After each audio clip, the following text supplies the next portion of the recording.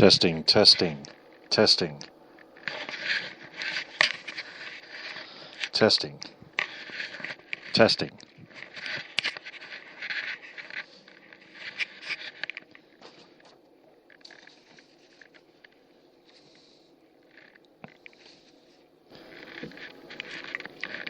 Hey there, Detroit sports fanatics, and welcome to episode 164 of the Detroit Sports Truth on Spreaker. I'm Taylor Phillips. Tonight I will discuss things going on with the Tigers for most of the program. Actually, I will discuss Tigers and Red Wings with special guest Blaze Kearney. Tonight I will discuss Tigers and Red Wings with special guest Blaze Kearney. Then I'll discuss Lions and Pistons with his friend Rob Yonkman. And then finally, I will have Rob Gillies on here for the first time on Spreaker and help me predict the seasons of the Michigan Wolverines and Michigan State Spartans football team. But first, it's time for 5 questions with Taylor the Gator Phillips. Joining me on tonight's 5 questions segment on the Detroit Sports Truth podcast is Zach Stefan. How are we doing, Zach? Thanks for being here. Thanks, Taylor. I'm doing great. Same here. Good listen to the show. Yep, thanks. So question number 1, when did you begin to be a Detroit sports fan? Detroit sports since I was at a young age. Growing up in northern Michigan, the whole state is just very passionate about their sports teams. You see, some states have, a couple big cities in them where, they don't have, divided. But Michigan, it just stems from, especially in the Lower Peninsula, just loves their Detroit sports, especially when, with the good management, we've seen some good teams over the past decade. So, question number 2, who's your favorite player of all time? My favorite player of all time would have to be, I'm going to go with a team here. I love the 2004 NBA champion, the Pistons. I love the group of 5 with the Rip, Chauncey, Ben, and Rasheed. That was in Tayshaun. That was a fun group to watch. Yeah, don't forget Tayshaun Prince. Yeah, Tayshaun he was actually my favorite. Yep, I love watching him just come from behind and make the big block. That was fun. Ta-da. Fun group you don't see, nowadays. Groups like that. All right. Going to work. Speaking of the Pistons, they have released their 2015-2016 season. Question number 3, how would you describe the state of your team right now? I think it's the Pistons. The Pistons? Yeah. The Pistons, I think with Stan Van Gundy, they're moving in the right direction. I think things with, I think you're going to start seeing some interesting takes with the, just with everybody moving, downtown and the Lions with the Ford Field. You have the Pistons out in Auburn Hills, and I think they're like, hey, and Stan Van Gundy taking over the director of the operations, including the coach, is a good movement. I think he's going to take some time, like I said, took last season a little bit, but you're seeing an improvement, and I think he's going to make those right choices. He has good experience, and there's some good young talent on that team. Question number 4, in general, how do you think the Pistons will do through next year's season's end? I think they'll do pretty well. I think it's still, again, I think there's still a few seasons out. Obviously, all the coaching changes that have happened since Larry Brown, it's been tough. We've seen so many coaches go through Harvard. I think they're going to compete. I think they're going to compete in the Central. But I think they're still a few years away. Once Stan Van Gundy gets his system in there, gets young talent to really mature and play together, I think you're really going to see something here pretty soon. Follow-up question, do you think they'll make the playoffs, and if so, how far will they go? It's tough to say. Because these seasons are so long, a single injury, anything. You see teams just like Paul George's injury. Look how strong Indiana was. Chicago is another one. The Bulls. The Bulls. A few injuries, and you just see how, you play the 82 games, and it's a long season. That's a long season, including the playoffs. So with that all being said, I think they get in at, if they do, I personally don't think so this year, but if they get in, I think you could see them go a round or two, and again, give them some positive momentum moving on to the seasons following. Finally, question number 5. If there was any way you could address your team, what would you say? I would say, the Pistons, they've had over the franchise years, have had some great teams. They've had some good management. Obviously, lately, some shake-ups. Joe Dumars leaving. We were so used to having Joe Dumars, and now with him gone, it's different. Like I said, things take time, especially in a league such as the NBA and any professional sport. It's just so competitive. It's so overly competitive. So I think you're going to see the overall state. I think you look at the Pistons, you see a rebuild, and you're seeing, you went from seeing sellouts, like I said, back with my favorite team, to now having some trouble. And I don't know if just being out in Auburn Hills, obviously the losing season, and money talks. So we'll see with Stan Van Gundy. I think you're going to start seeing it's going to be a domino effect. When you start getting some more people in the seat, just start signing players. The players start playing well together, and before you know it, you're back to sellouts, and you're back to contending for title. So the Pistons will get there. It's just like any good team, just like the Red Wings right now. And look how traditionally our Wings have been amazing. And, a couple first round outs, you can't give up on them. Every good team goes through this. They'll rebound. I agree. Both the Pistons and Red Wings will rebound and get better, especially with the Pistons getting new players, the Pistons playing without Josh Smith, and the Red Wings getting a new head coach, Jeff Blashill, and a new assistant coach, Chris Chelios, that can help the defense. It's amazing looking at the Wings, especially you look back on 97, 98, 2002 to now with, just seeing so much young talent, you realize how much, it was 8 to 9 Hall of Famers now off those teams and just got inducted. Just impressive. And so the Wings, at a point, that has to end. But I think if they develop, the Grand Rapids Griffins are a great farm team. Personally enjoy watching them. And Blashill, I think that was a great hire. And the Wings will keep up their winning ways. Yep, I agree. Well, Zach, thanks for being on the podcast. I love having fans like you on here. Yeah, that is bad. Yep. I appreciate it. Thank you, Taylor. But I enjoy this as much as I know you do. So yep. Again, I thanks. appreciate it. Yep. Thanks, Taylor. Have yep. a good night. Yep. You too. Thanks. Bye.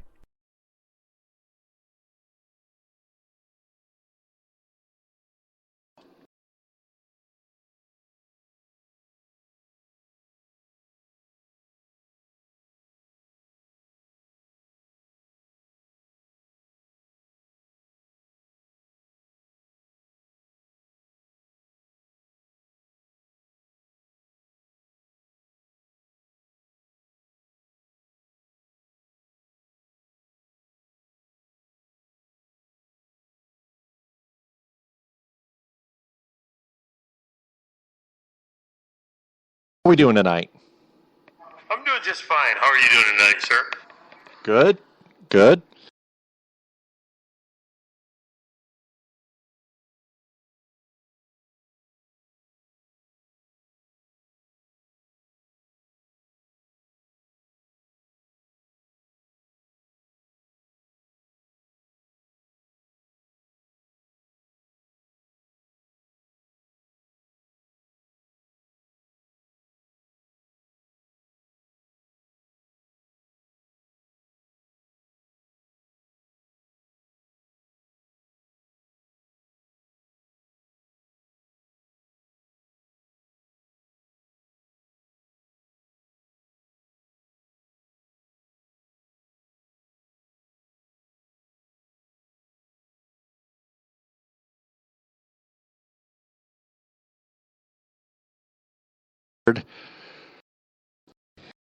And then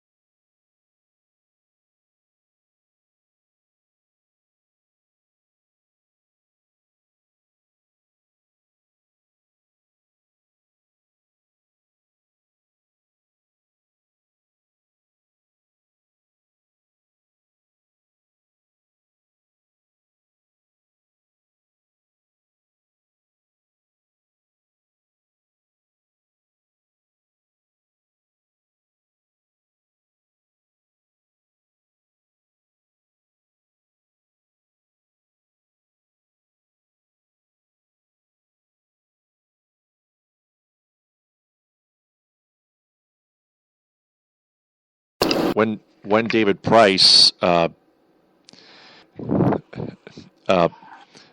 where David Price was when the next inning started. When David Price exited a game and went into the dugout and stripped his uniform and began his post-game exercise ritual, it was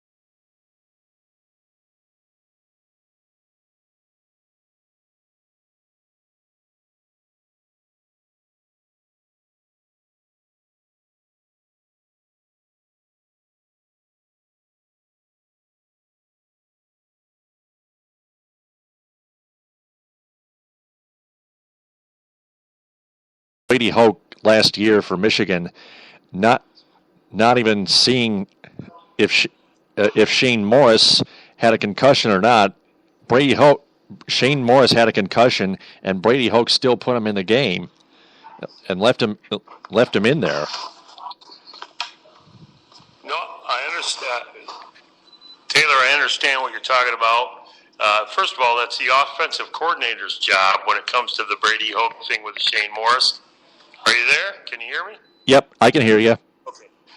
With Brad Ausmus, he's got to keep his eyes on the game, and James McCann is a really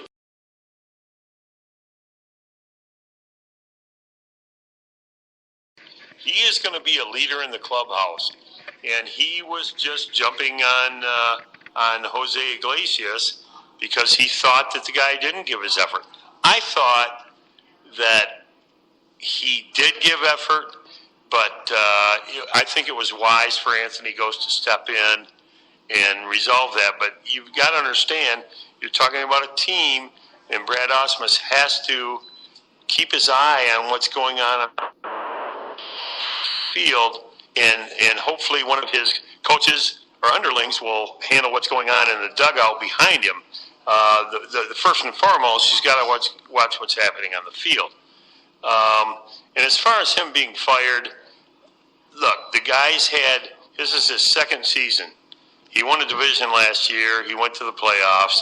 He's still only 5.5 games out of a wild card team, out of wild card position. He's got a team this year that's had some ups and downs and certainly hasn't performed like they were touted to perform. But I think that the team is going in the right direction right now, especially after the way the Verlander has performed, and our bats are coming alive. And as far as the bullpen has gone, we need to do some work with our bullpen. And when you talked about the starting pitching, I agree with you. He has made some decisions with the starting pitchers that I haven't agreed with also. But that's not a reason to fire a guy who the team has a lot of faith in. Okay. Well, I would think Ausmus does have another year left on his contract. However, as I mentioned before, he will most likely be fired on October 5th, and we have to discuss the replacement possibilities.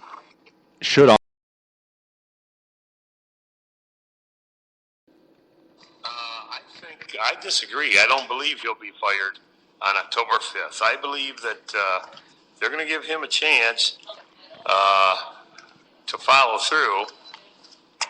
And if it does happen, then I think it's a mistake. I believe that Brad Ausmus has the right idea, is looking in the right direction, and I think he has the confidence of the team to follow this thing through. But we'll see. We'll see what happens. You're talking about October 5th, and I've heard that too, after the end of the regular season. But we shall see. And then our friend Spiro, threw up his sign in Chicago at Wrigley Field, and he started the Ohio ACTA stuff, and I disagree with all that.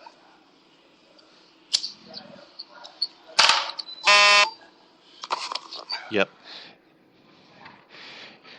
Here's why I agree with Justin Spiro holding up those signs. See, Brad Ausmus did make it to the playoffs last year. You were right, but he got swept in. The Tigers got swept by the Baltimore Orioles in the American League Division Series. Brad Ausmus did not even win one playoff game, compared to Jim Leyland, who won 25 total playoff games throughout his tenure as manager of the Tigers. I think the Tigers are pretty much done this year and cannot make the playoffs, thusly. So. Okay, Taylor, we got to remember, Justin Spiro also started the campaign Fire Leland after the guy had done such great things with the Tigers. Yep, in 2012. And he was on that thing back then. But you got to remember, this is a guy who's a first-time manager, and he did have a lot of talent and took a team to the playoffs, and yes, they lost. But, it's hard to judge a guy in his first year as a actual manager of a team. He's a player, played for almost 20 seasons in the major leagues, and actually for the Tigers at one point. And I think that the guy's an Ivy League graduate, and I think he's intelligent. He knows the game very well. And I agree with you. The point that I agree with you on is when it comes to pulling out pitchers, starting pitchers when it's time to pull them out. There's been a few times that I've pulled my hair thinking he should get this guy out of there, and he's let it go a little bit. Well, what about the higher active sign? The guy's first name is Manny Acta, who managed the Indians. He had a tough time managing the Indians, but even Terry Francona, who led the Indians to the playoffs like once or twice, couldn't even reach the American League Championship Series. But here's my point on why Manny Acta should be the next manager.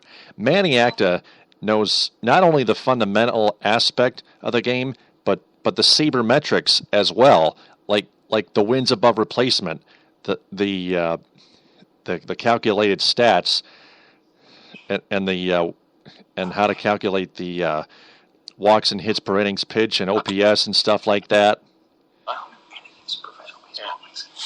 Okay, first of all, you got to understand that you've got to give a manager time.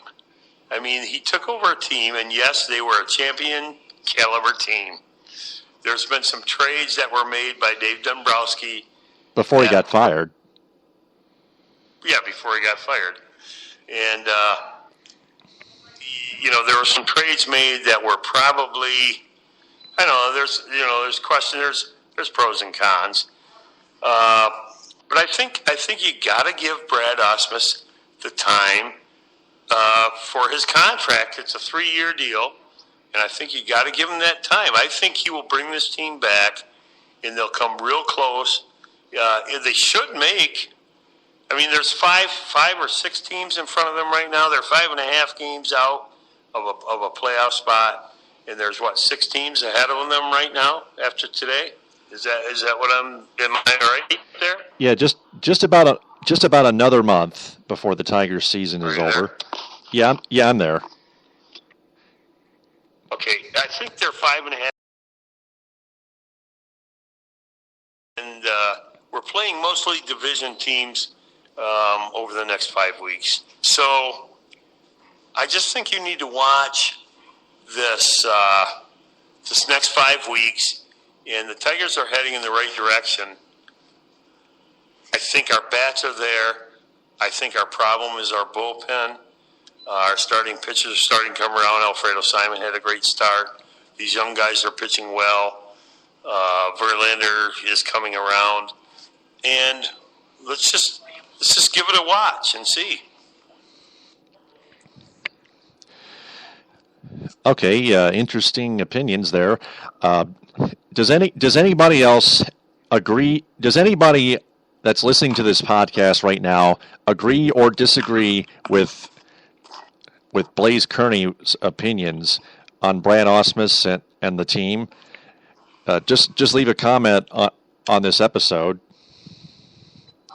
on DST EP 164. Ausmus, Spiro signs, Avila's analytics, Alex's future, and JB's one hitter.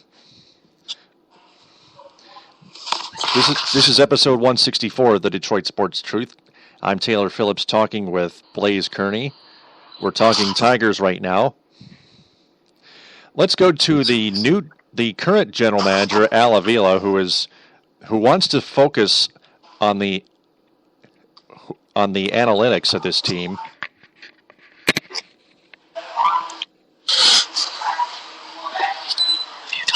I think I may have lost you there, Taylor. I was just there? there. I was just promoting the episode once again. I got you. You didn't miss anything. Okay, sure.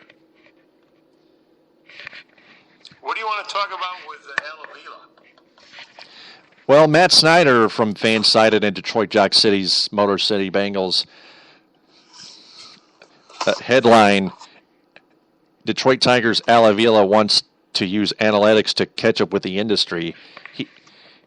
He stated, quote, according to an article in the Detroit News by Tony Paul, Avila wants to increase the role analytics play in the front office's decision-making process.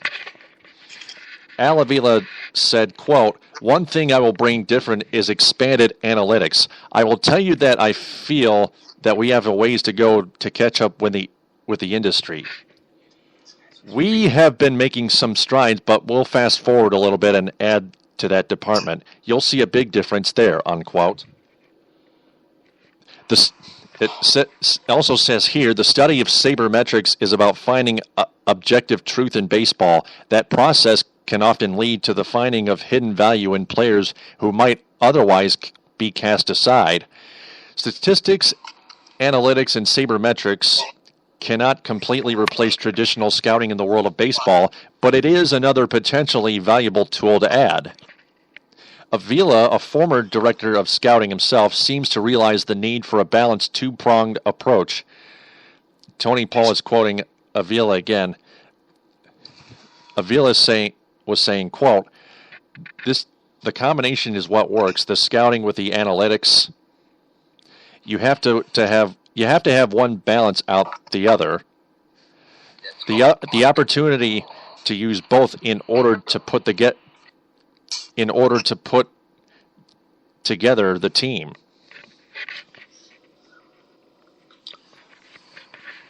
Okay, so what do you have a question there, or can I respond to that? Well, Avila is moving forward with more advanced knowledge in terms of statistics, analytics, and sabermetrics. It may have to do with the entire clubhouse and the front office and the entire team itself. I want you to give your thoughts on what Avila is trying to do. Okay. I'm going to remind you of a movie called Moneyball. Do you remember that movie? I've heard of it.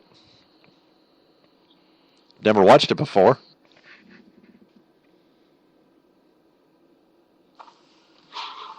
Oh, I think I lost you there, Taylor. Can you hear me still? Yep, I can hear you.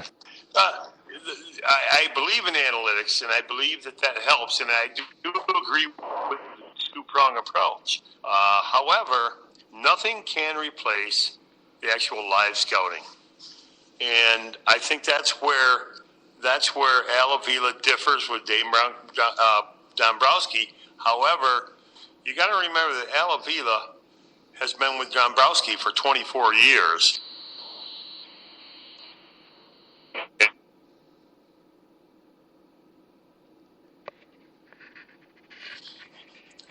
But he does bring a different approach. And I agree with that, and I like Avila's thoughts on that.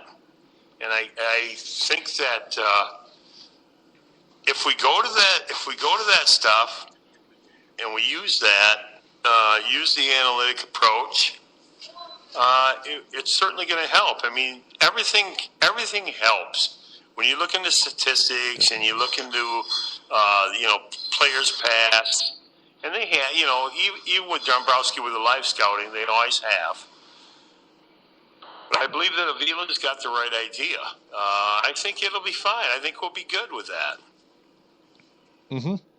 I definitely agree. That's one thing we agree on. Okay. Yep. That's good, Taylor. Yep. We agree and disagree. We may agree and disagree on some things, but that's part of the show.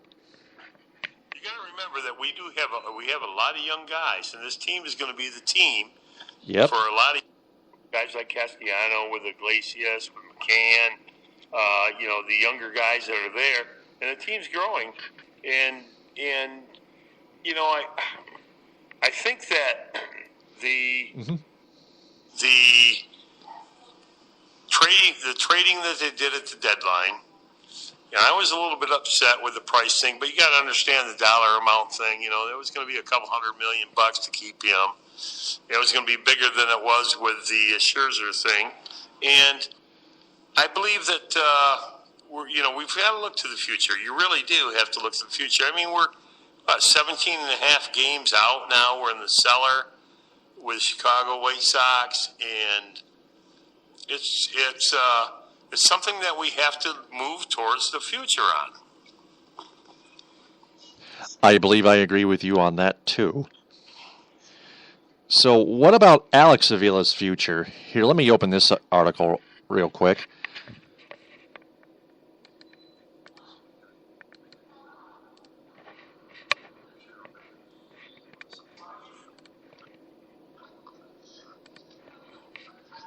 Go ahead. Yep. This is from Jason Beck from MLB.com. Headlining, Avila yields to McCann and considers future.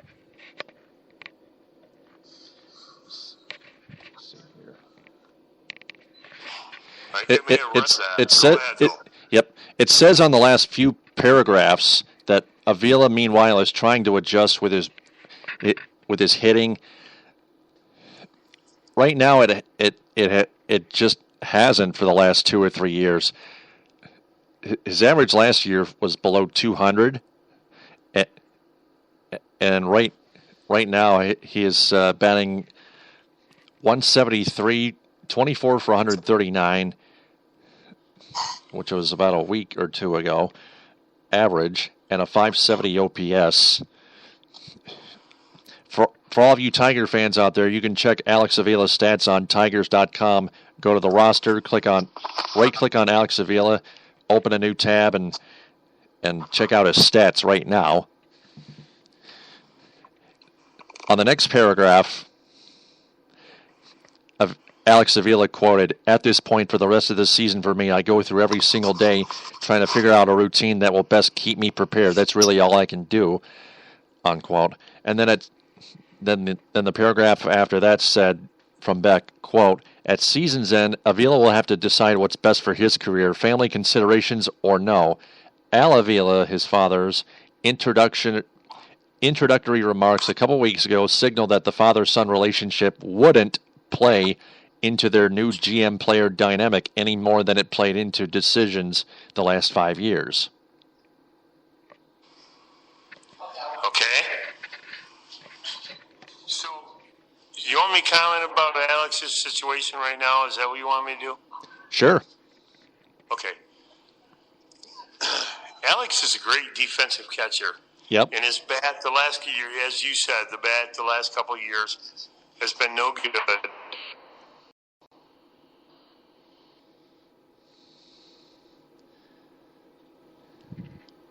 bat has not had the pop that it did, and I think that the pitchers know him well, and he can help McCann be a fill-in. He can play first, which he has done this year since he came back, and he can help McCann move on up. And James McCann is really come into his own. His bat is good. As Justin Verlander said after the game last night, we're getting more on the same page. He knows what I want to call it. He knew when he calls the game well. I really like working with him.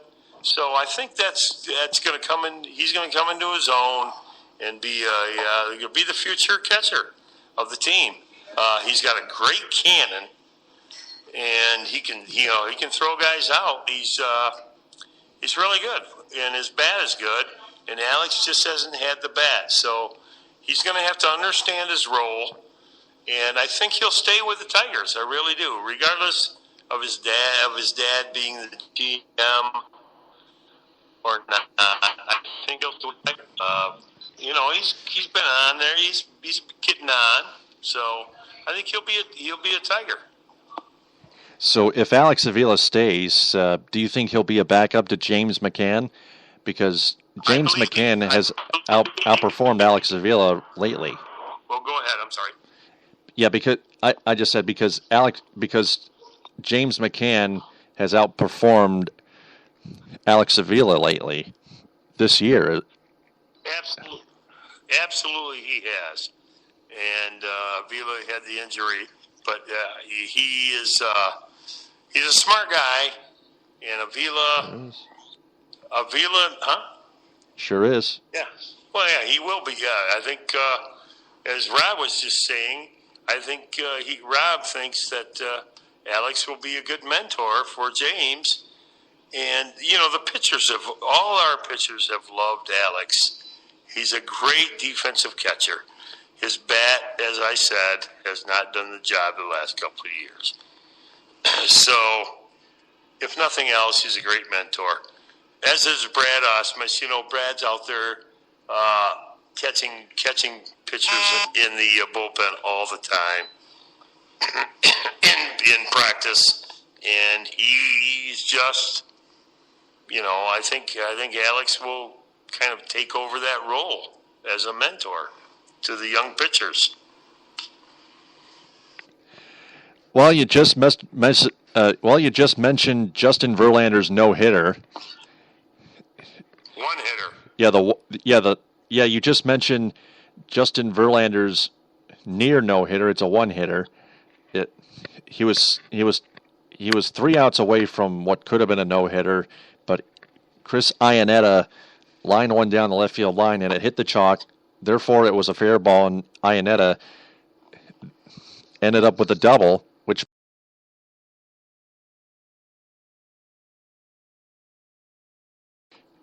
that's the only hit. No. Yep.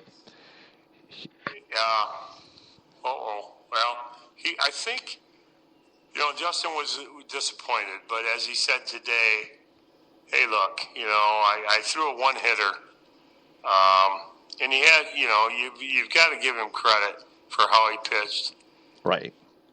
And I think he's coming back. He's had a couple strong outings lately, and I think that he will be there in the stretch. In the last stretch, I think he'll show his, his command, and show that he's a team leader. And I think we're gonna be okay. And if we don't make a wild card spot, we're gonna continue on. And I think next year we're gonna, with our young guys, we're gonna do more rebuilding.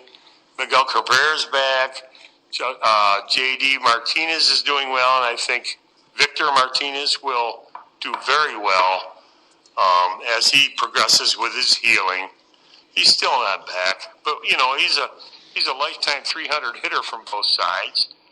So I think the Tigers are in the future are going to be okay. Of course, Kansas City is going to be the team to beat for the next couple of years, but the Tigers can do well against them. Mm-hmm. So, yeah, I think Justin Verlander is back after his last few starts, including that one hitter last night. Right, that one hitter was it was an amazing start that he had, and he had me pinned to my seat, watching that thing I watch every game and I watch every pitch. And I think Justin did really, really fine last night. He got stronger as the innings went on. He's still throwing 95, 96 in the 8th inning, and in the 9th even. And you had a catcher who's in there who bats 188, got a hit off him. And like you said, it landed on the chalk, man, and it was an inch and a half from being foul. So other than that, the guy pitched a great game. And you can't. Oh, yeah. You've got to give him credit. Yep. And he gives a lot of credit to James McCann. I watched him interviewed today and last night, and he gives a lot of credit to James McCann, knowing what he wanted to throw. I mean, he didn't throw that changeup for probably 3 or 4 innings, and then all of a sudden James McCann threw down the sign for the changeup, and he tossed it, and he knew that's what he wanted to throw at that time, and it worked. But hey, a guy that's batting 188 goes up and makes a hit. It happens. So this is a very tough question. What do you think got Justin Verlander struggling before his last few incredible starts, and what do you think got him back on his horse on the mental from a mental perspective? Well, okay, from a mental perspective, it's hard to tell. But, he was coming back from surgery. He was coming back from a long time off. And I think you have to find your rhythm. Of course, you can pitch, sit in the dugout and pitch and warm up. And you can pitch, fake games and do all that. But when you're in a game, the real game, the real thing, it changes. And I think he just had to come into his own. He had to get some starts under his belt. And I think now he's realizing, look, we're a team that's on the cusp of not making playoffs, and I've got to step up because I've been a team leader for these years.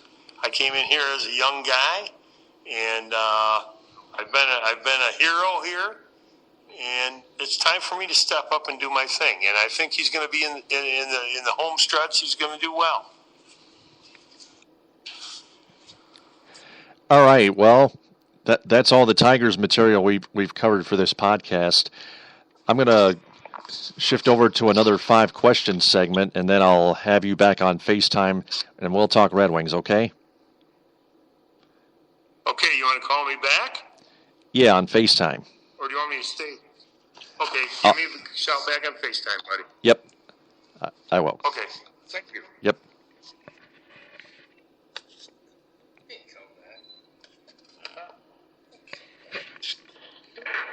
He's got to do another 5 questions. He's going to have the people. You completely blew that shit out of me, like, for real.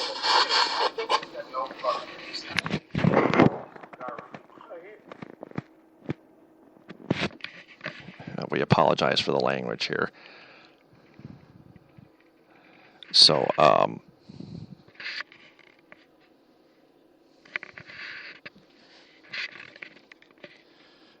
anyway, I forgot to hit this bumper. That one is long gone. I will do some editing. So, I wanted to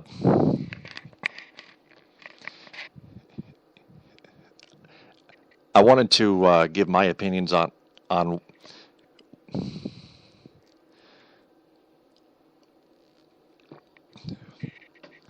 yeah, I think I did already. So I'm going to move on to another 5 question segment right now, and then we're going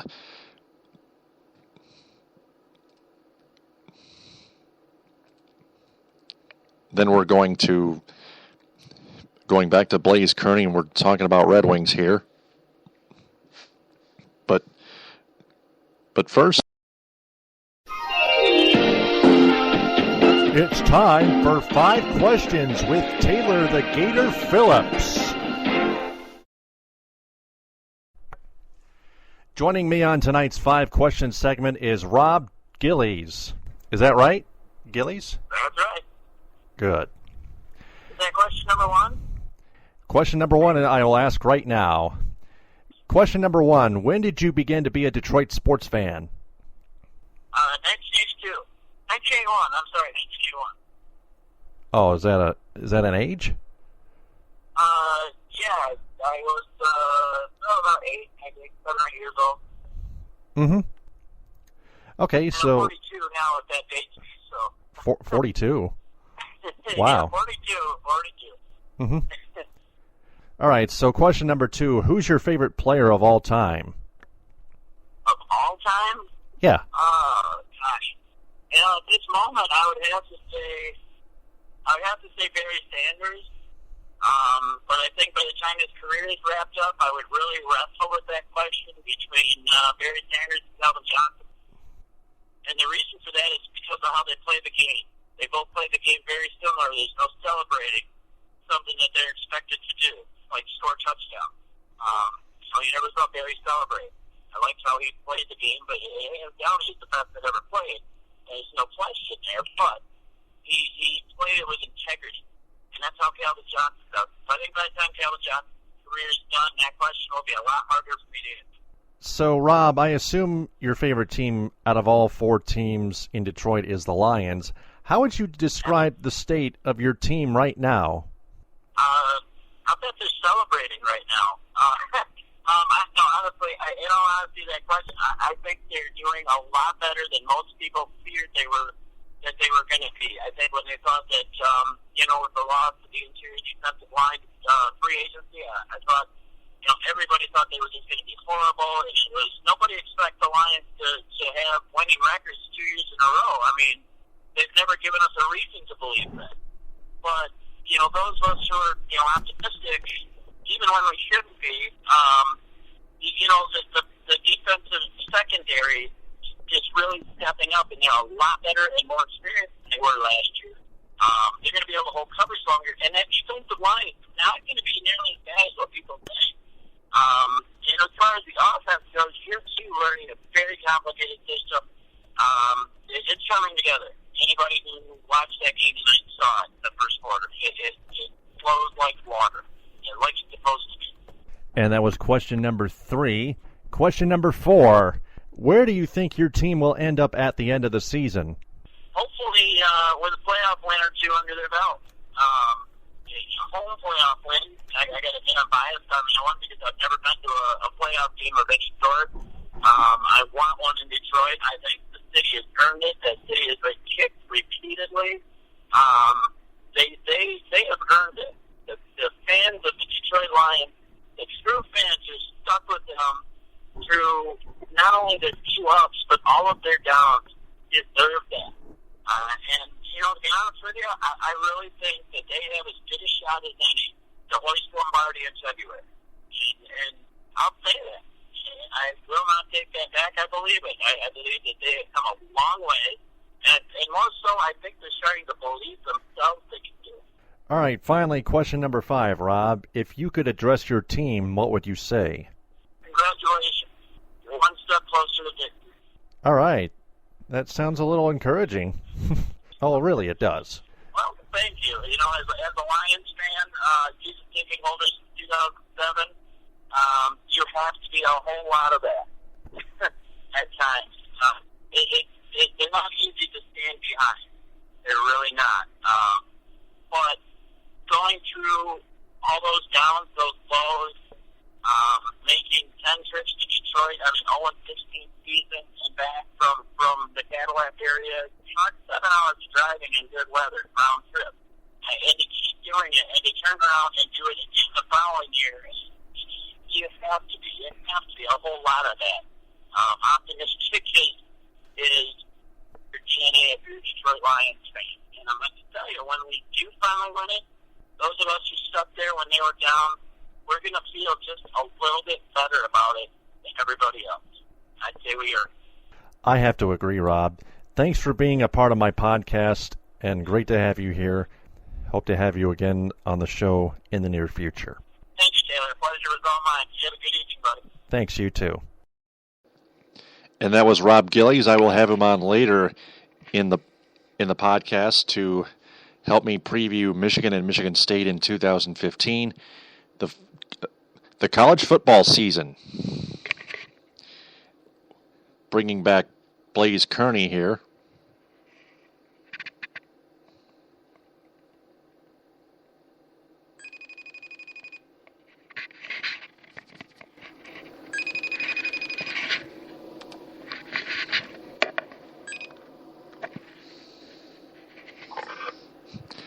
Hey, Blaze, welcome back. Welcome back. Thank you. Now we're going to talk some Red Wings here. Oh, there we go. Now the Red Wings. Now the Red Wings were eliminated in the first round by the Tampa Bay Lightning last Stanley Cup playoffs, and then Mike Babcock went to Toronto to sign an 8-year, $50 million deal with the Maple Leafs.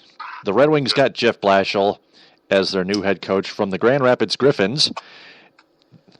They also re-signed Gustav Nyquist. They also re-signed Gustav Nyquist to a 4-year extension.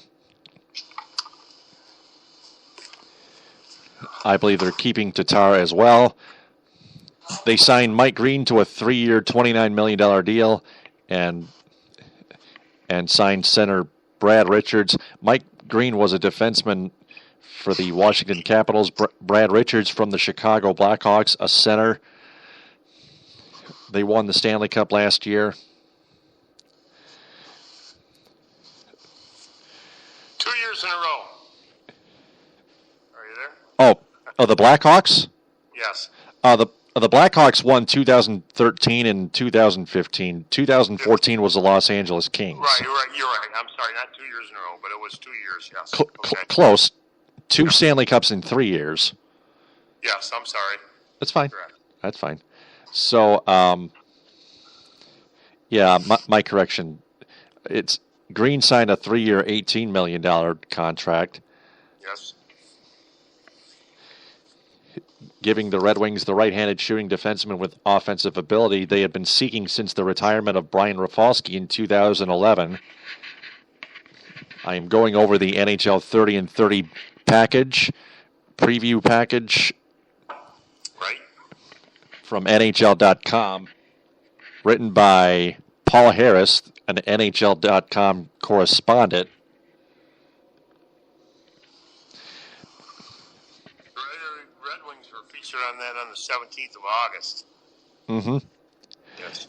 Yeah, the regular season and preseason schedule are already posted. You can go to DetroitRedWings.com. Green had 10 goals and 35 assists, 45 points total in 72 games with the Caps last season. Holland and Blashill said to each other, Green will likely be paired with Danny DeKeyser, who is strong defensively. Richards signed a 1-year contract with the Wings, which guarantees him $3 million for this upcoming season and could reach $4 million with bonuses. With bonuses, right. Richards scored 12 goals and got 25 assists, 37 points with the Hawks last season, and came up with 14 points in 23 playoff games to help them win the Stanley Cup. Brad Richards also won the Cup with the Lightning in 2004, scoring 26 points in 23 games to win the Conn Smythe Trophy. Holland said with everyone healthy, Richards is penciled in to be the number 2 center, but with the uncertainty surrounding Pavel Datsyuk, who is recovering from right ankle surgery with ruptured tendons in late June. He was expected to be out a total of 4 to 5 months or so. Richards could open the season as the number 1.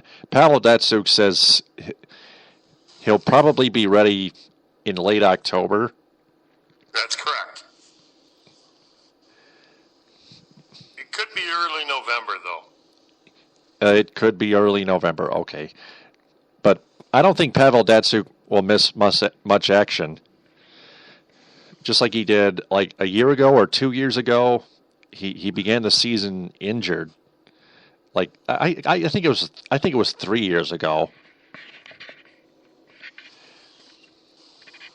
So, yep. Well, Pavel's played like 108 games in the last couple of years with the injuries, and I think that once he's and they'll hold him out as long as they want him completely healthy before he comes back. And, of course, once he's back, he's the best skater in the NHL. Period. Bar none. Yep. He's the best deker too. And he absolutely is. The guy is just phenomenal, and they will hold him out as long as they need to make him completely healthy before he steps on the ice and plays. Yep. It is best to have Pavel Datsyuk 100%. How much does Pavel Datsyuk? How much do you think Pavel Datsyuk has left in him? I still think he has plenty left in him. I certainly do too. I'm with you, Taylor. I think the guy's got some years left. I think the guy can play, like Chris Chelios did and Shanahan and these guys.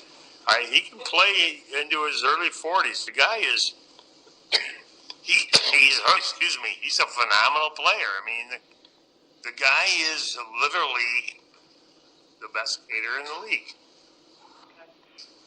Mm-hmm. So, speaking of Chris Chelios, which you mentioned, Chris Chelios is one of the assistant coaches now with Tony Granato and Jeff Blashill. Chris Chelios used to be a defenseman, a hard-hitting, gritty defenseman for the Wings back in the late 90s through the 2000s. And now he's an assistant coach. He may very well help the defense firm up a lot better than how they played the last 5-6 seasons. The defense had been struggling with Mike Babcock as their coach before he left to Toronto.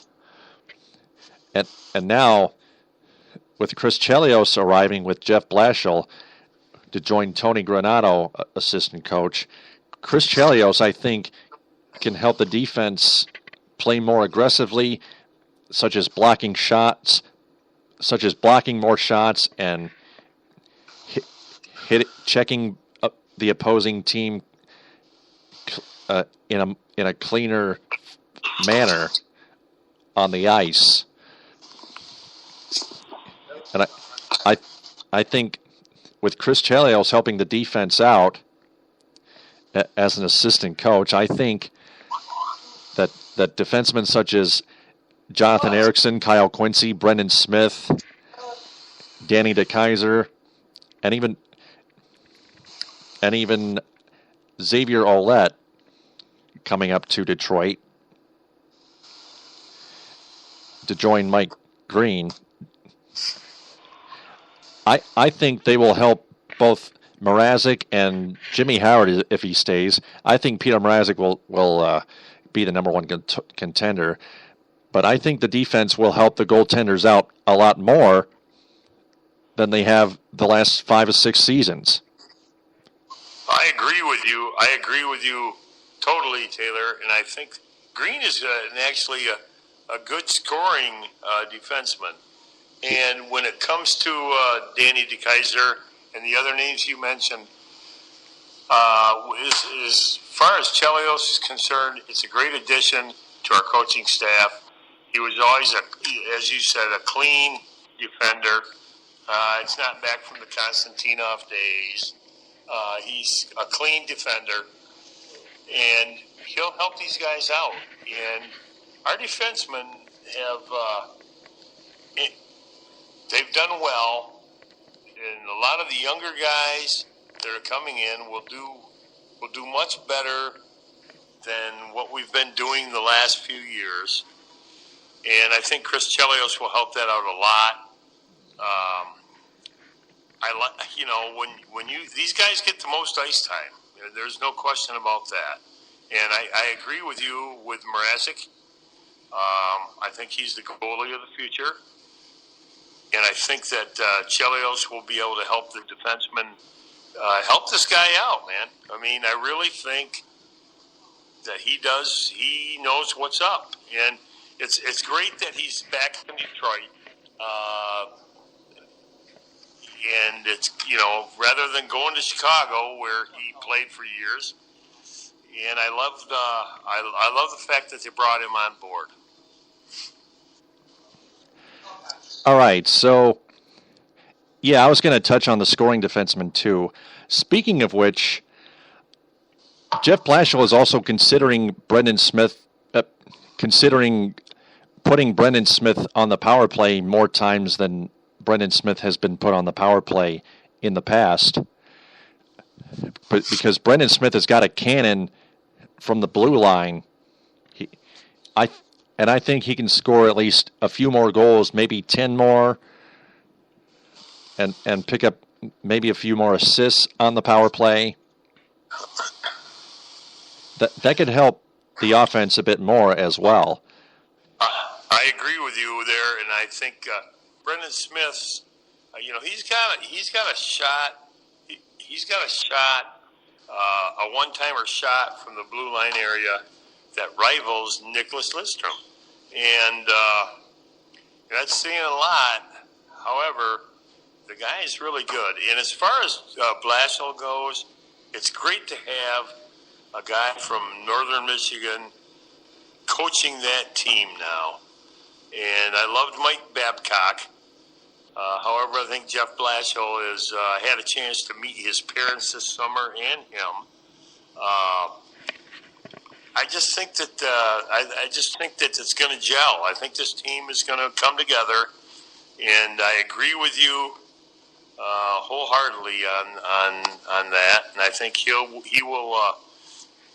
His one timer is great from that distance. Me too. So what are your predictions for the Red Wings? This may be an early question. It is early, but I'll tell you what. I don't know.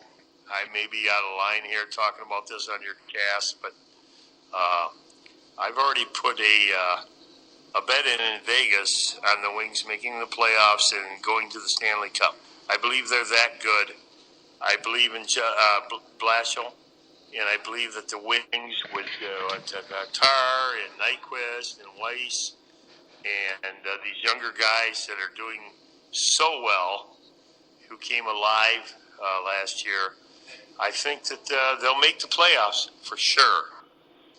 So I think at this point they're a 40-something to 1 shot. I can't remember what my ticket says, but I'm a Wings fan, man. I love the Wings. I go to several games a year. I watch every Wings game, and I think that this team is it's obviously building on young guys, and the older guys are mentoring, and we will do well this year.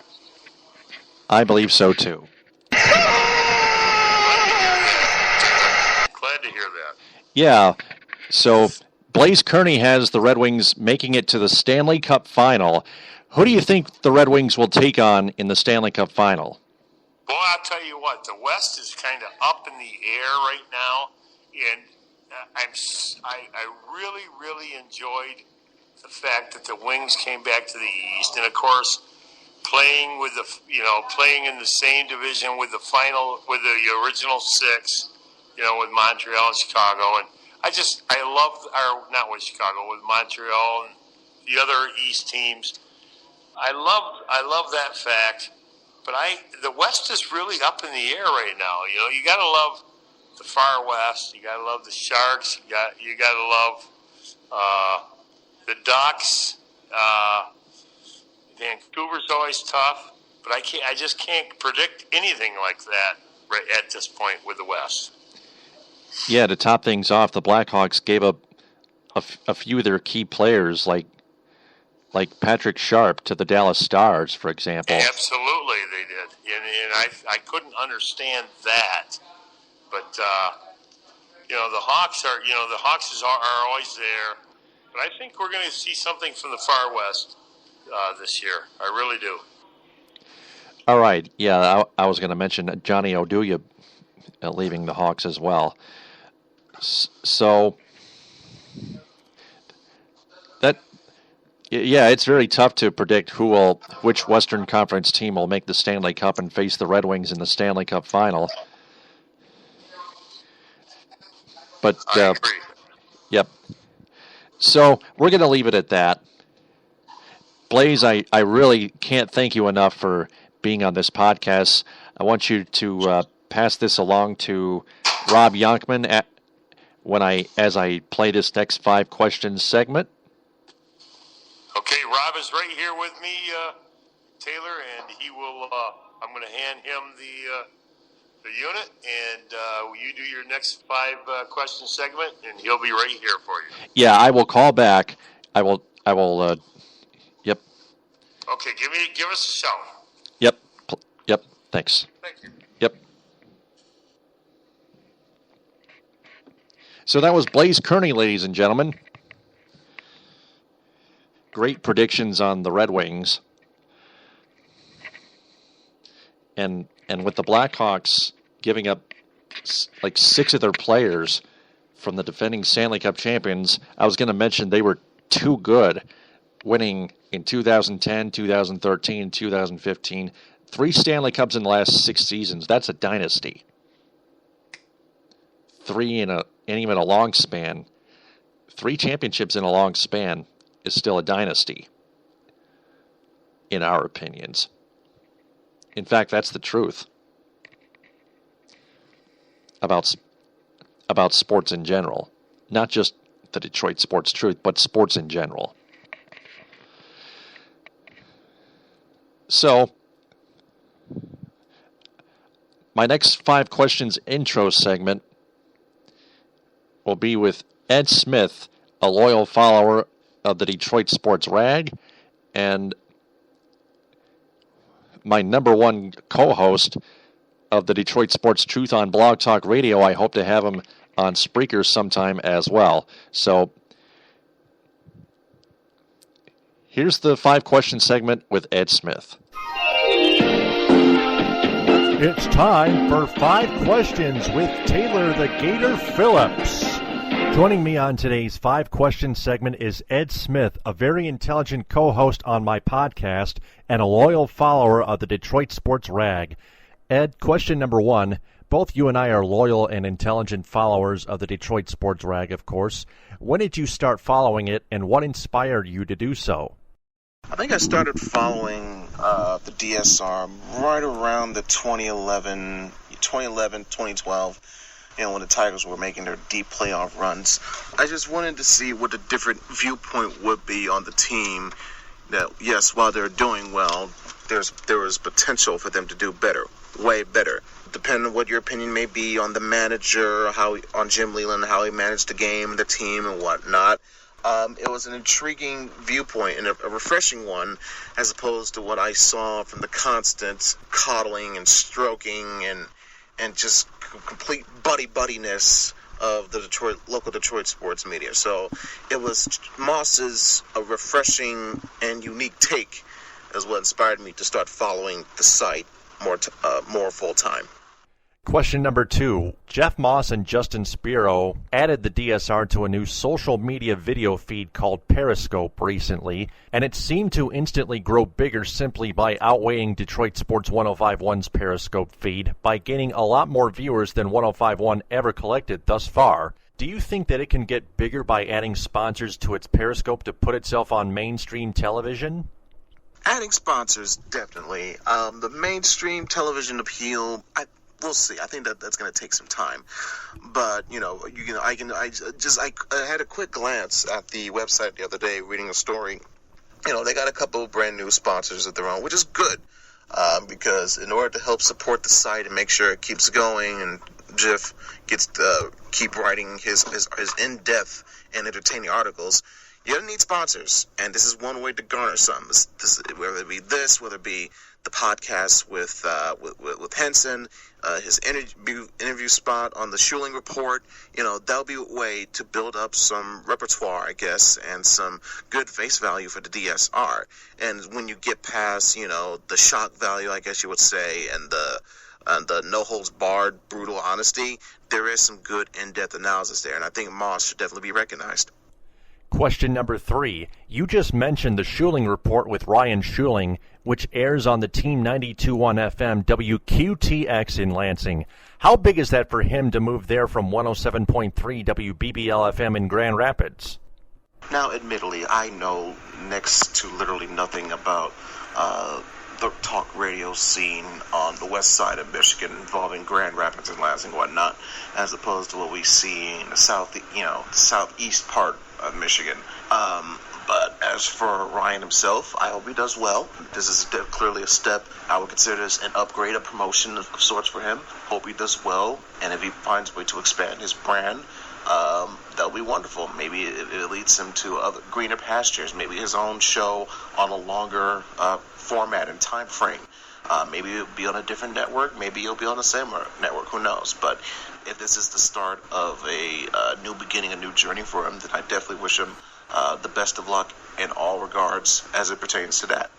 Question number 4. With the DSR getting bigger and Ryan Schuling's own radio sports talk show in Lansing, how do you think they can improve the knowledge of Detroit sports fans and Michigan sports fans everywhere in the state?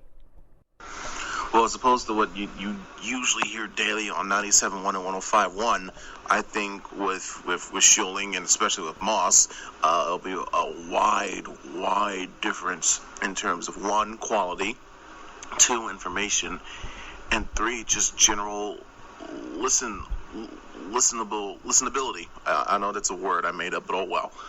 You may not agree with the opinion per se. You might not even agree with how the opinion is presented, but it's, like I mentioned before, a unique and fresh intake of what we are usually seeing here with the local market. Because let's face it, the local market sucks currently, is what we got right now. So to see this rise up from a different part of the state, I think it's what's badly needed. I think should be embraced fully. And finally, question number 5. I know this may be early, but shifting to hockey and basketball, real briefly, how do you think the Red Wings and Pistons will do, as well as the top college basketball teams in the state of Michigan, including the Wolverines and the Spartans? Well, in terms of basketball, I see the Pistons, their high ceiling could be reach the I guess you could say the bottom fourth, bottom third whatsoever of the playoffs, and maybe try to win of the East, and maybe try to win a first round series in the playoffs. That's their ceiling. For the Red Wings, try to have a deep playoff run as you possibly can. No more early exits, no more getting shellacked in the first round, no more embarrassing one and dones in the postseason. With the team and the brand that you have built over the past 2 decades, it's either you try to get to the cup final, win the cup, or have a deep playoff run as possible. Inexcusable for the Rings. That should be their ceiling. For college, for MSU, when you're under Izzo, it's always, that Izzo magic sort of deal.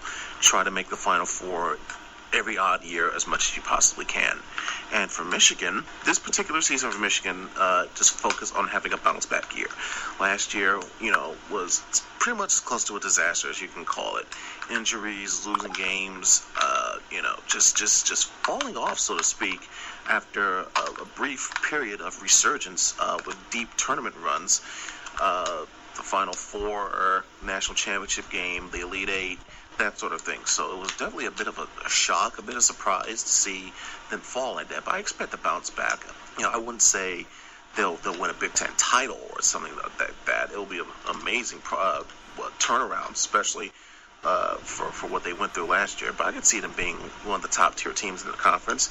And for them, I think their ceiling would be make it past the Sweet 16. If you make it into the Elite 8 and beyond, groovy. But I think Sweet 16 should be the ceiling for the Wolverines basketball team as far as I'm concerned. Okay, Ed, thank you very much. I love having people like you on here. You seem very intelligent, and you bring a lot of continuity to my podcast. Hopefully we'll talk again soon. And that was Ed Smith, a follower of the DSR, and a very intelligent and continuity host, co-host on my podcast, The Detroit Sports Truth on Blog Talk Radio. Again, I hope to have him on Spreaker as well very soon.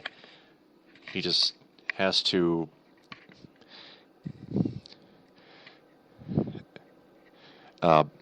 let me know when he is free. So I'm going to shift over to the Detroit Lions. Touchdown, Detroit Lions! Getting back Rob Yachman here. He's got Blaze Kearney's phone.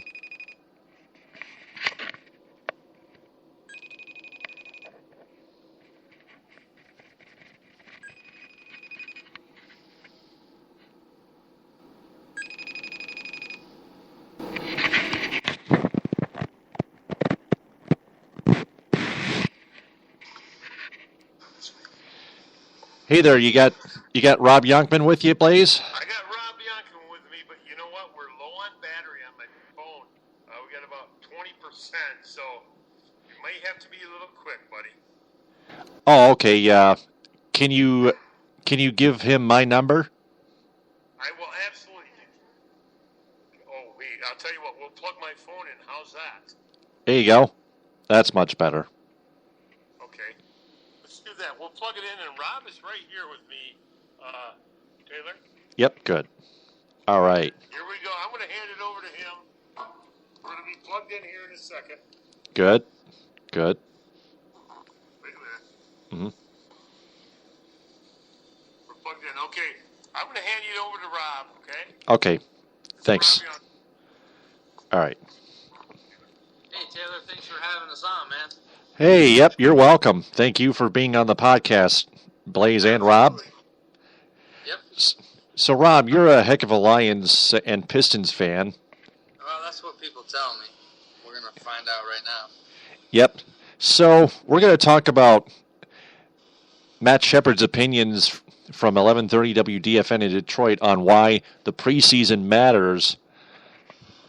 And we're going to preview the Lions-Jaguars preseason Week 3 matchup real quick, Right as now, best we that can. sounds exciting. Tomorrow night, 8 o'clock. Yep, on CBS. Thank you, DirecTV. Out here in the no man land. Yep, I have Dish Network, but I have high definition broadcast television as well. But I am going to be in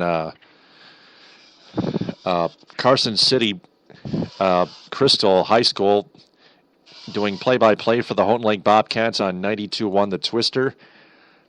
Right on. As the Houghton Lake Bobcats take on Carson City Crystal. Got to look their mascot name up. Sounds like a good time right there. Good way to spend a Friday night. All right, so let's get started with Matt Shepard's take on why the preseason matters. This was published 2 days ago at 10 a.m. It reads, recent injuries to guys like Jordy Nelson and Kelvin Benjamin have made everyone stir up the debate of the preseason being too long yet again. Some go so far as to think it's relevant. Both receivers lost their season due to torn ACL injuries, but both were on non-contact plays. Jordy Nelson is a wide receiver for the Green Bay Packers, and Kelvin Benjamin is a wide receiver for the Carolina Panthers. Right on. What if that happened in practice? Do we suggest teams stop holding training camps? But I think not, but they just have to be careful. As it is, there are only 14 full contact padded practices allowed under the new CBA. How do we expect players Shep is asking how we expect players and coaches to get ready for a grueling 16-game NFL regular season schedule. Keep in mind during a 2-hour practice match, of it is spent on stretching, reinforcing fundamentals during individual position work, and there is time allocated for special teams. Do we think teams can get ready for a season with 2 preseason games and a couple of scrimmages? Have you seen the combined scrimmages of teams like the Houston Texans and Washington Redskins or the Dallas Cowboys and Oakland Raiders? If you give the majority of the snaps to the starters,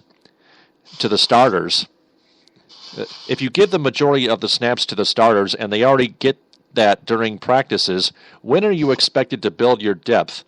When will reserves get on the field? I'll let you talk about these before I continue on with this article. Right, that's a long article. So many points were brought up in there. Well, first, I would think you could expand the roster. How about that? Yep. Preseason. All right. So you don't want the receiver from Green Bay. What was his name again? Jordy Nelson. Jordy Nelson, right? Jordy Nelson. You don't want him to get hurt. Well, it was a non-contact injury. So, really think about the evolution of man. These guys are pushing themselves year-round, like in such an intense sport. Maybe they're just outgrowing what their body capabilities are. So when your backups get to play the preseason, why? Because Jordy Nelson could get hurt in practice. Jordy Nelson could get hurt during a regular season game. Jordy Nelson could get hurt during the Super Bowl. But guess what? You got to have somebody back there ready to make the play to step up. I think it's very valuable. It doesn't mean anything to the team, to the roster, or not. It absolutely means something to the roster, but it doesn't mean anything to the record. And but that's it's practice. It's televised practice. So what? We're gonna watch these guys get $100 million contracts and then not even practice. They just show up. No, that's part of the game. Take care of your bodies. Do what you do. This is why you get paid the money you get paid. Enjoy it, and what happens, man. I thought we were going to talk about the Lions. Let's talk about the Lions. Yeah, I'm excited. Yeah. The Lions stuff is in there too. Just bear with me here. Okay. See, Matt Shepard likes to talk. That's what he does. He does a heck of a job too. Sure he does. And he's not. And continuing on here, he's not going to try to convince you the preseason matters to Calvin Johnson, Matthew Stafford, DeAndre Levy. No, they know what they can do. Or Glover Quinn, right? But but his point is there is depth needed on these 53-man rosters, and you can't just pick up guys off the streets. They need to be evaluated. So adjust the roster to the 70 players. How many does the University of Michigan dress? 136 or some shit during a game? We have to keep it clean. Oh, sorry, I apologize. That's fine. They dress a lot of players, but a lot of guys have the opportunity. If something happens, they can get on the field and show what they can do. So absolutely expand the rosters. I like the new CBA because it helps keep the contracts in perspective a little bit. So they've eventually should have more in the next few years, have more money to spend around, and hopefully the NFL as an organization will look at expanding the roster so it's not such a tight 53-man set all season long. And you don't have to go pick up guys off the street. Right. He also points out that ninth defensive lineman will be important, so will the fifth wide receiver and the starting nickelback and the backup tackle. Are 4 games necessary? Probably not. Matt has always felt 3 would suffice, or suffice, how do you pronounce that? But sure. We need to keep in mind a few things. Number 1, coaches are installing new playbooks or wrinkles, if you may. Remember what the Lions' offensive players have said about how much better they understand Joe Lombardi's system. Number 2, rookies are trying to adjust. Laken Tomlinson, who was just drafted by the Lions this year, played his entire career at right guard, and he needs time to get snaps at left guard. 2 games isn't enough. Number 3, Many players need the time to recover injuries. Steven Tulloch and Kyle Van Noy are feeling better after the last year, but still need reps. Kyle Van Noy, update on Kyle Van Noy. He left practice with another undisclosed injury, so he's back to being hurt again, which is another shame. Haloti Ngata. Haloti Ngata is pretty important to this defense's success. He wouldn't be ready in time if the preseason was already over. So. Okay, which one you want me to answer, man? You gave me like 5 different questions, man. Yep. 3. I would like to ask you first about the about how important will the 9th defensive lineman and the 5th wide receiver and the starting nickelback and backup tackle will be. I got you. The 5th wide receiver, first of all, because that's definitely going to be the most important in that. How do you pronounce the name? Salas. Greg Salas. Oh, right. Because you're gonna have receivers get dinged up and be taking plays off. So he's definitely gonna be in the rotation. I think. I mean, that guy has shown that he can be a receiver in this league. He can play the game. He'll definitely get some time. So that's definitely important. The 9th defensive lineman, that becomes just more of a simple rotation thing. Like it's a good idea to rotate your defensive linemen frequently to keep them fresh, because you get the offensive lineman, you get the Riley Reeves, you get the Lake and Tomlinson that you asked about earlier in the years to come that are anchoring that line, and they're playing pretty much every snap of the game. Well, they're going to get wore out, and you can reset that defensive line with a bunch of guys that can come out with high energy, chase the quarterback, chase the ball. That's going to work in your benefit for the defense.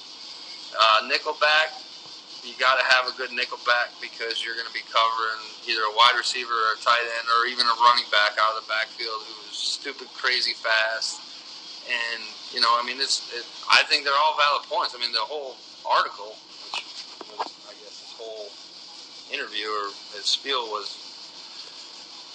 all valid stuff, really. I mean, I don't see any problems with it. If you don't want your DeAndre Levy, you don't want your Stafford, you don't want your Kelvin Johnson out there during the preseason games. I understand that because there's a lot of money invested, a lot of time, a lot of potential.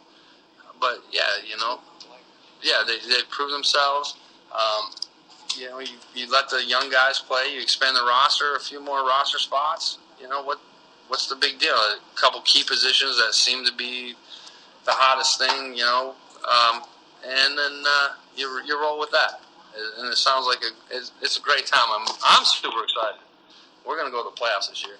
I put money down in Vegas this spring actually, that we're going to win the NFC North. All right. Right on, brother. Right on. And I also put money on we're going to win the Super Bowl. I'm expecting to give that one away. But. Well, especially with Jordy Nelson likely out, possibly out for the season for the Green Bay Packers. Great, yeah. Huge loss for them. Right, because he's from Green Bay and we got to see him 2 times a year. Absolutely. I mean, I hate to see a guy get hurt. Me too. That's not what I'm talking about. But, we got to go up against Aaron Rodgers, twice a year. Receiver, that's great, too. But, divisional opponents play us tough. I mean, Teddy Bridgewater and the Minnesota Vikings, they play us tough, really. They're going to have Adrian Peterson back this year, so that's another story. But, hopefully our defense with Sue and Fairley going, our first team defense looked really good last week. I'm excited to see them tomorrow.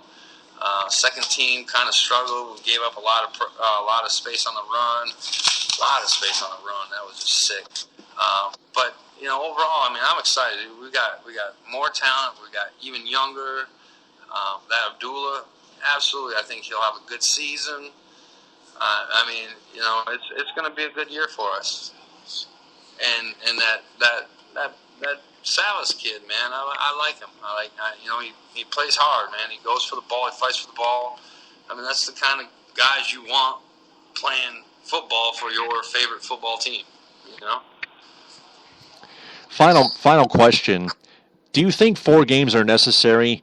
If not, how many would you want in a preseason? Well, because there's only 16 regular season games and then the playoffs, if it was up to me, because I love football, I mean, I would love to push it to like a 50-game season. I know that will never happen. That's obnoxious. But, Yeah, it's but I mean, I could watch it every Sunday. I mean, I watch, NFL Network for fun, and it's just, you love it. It's a great game to play. It's like the biggest game of chess ever known to man, For preseason games, absolutely. Especially if you were to expand the roster and you give those other players that are deeper on the depth chart more time to play, more time to showcase their skills. At this point, you worry about the starters getting hurt, and then the backups, they come in have no idea what it's all about, and they look like shit, or they look like garbage. Sorry, that's okay. They look like garbage, and they don't get a chance to like right their wrong. It's going to happen. It's professional sports. If anybody's ever played on a high school field, you made somebody look bad. I like the four preseason games. I wish there was more games in the season. You play this year round. That'd be cool. I have to agree with that. Well, people, you can catch Matt Shepard's morning show on iHeartRadio on 1130 WDFN in Detroit every weekday morning from 7 a.m. to 10 a.m. Speaking of Matt Shepard, he is calling the preseason games for the Lions every year. And speaking of the preseason games, the Lions are in week 3 of the preseason. The Lions are in week 3 of the preseason in Jacksonville against the Jaguars. Calvin Johnson is sitting out because of what happened last preseason. One valuable key player for the Lions got injured and had to sit out for the rest of the season.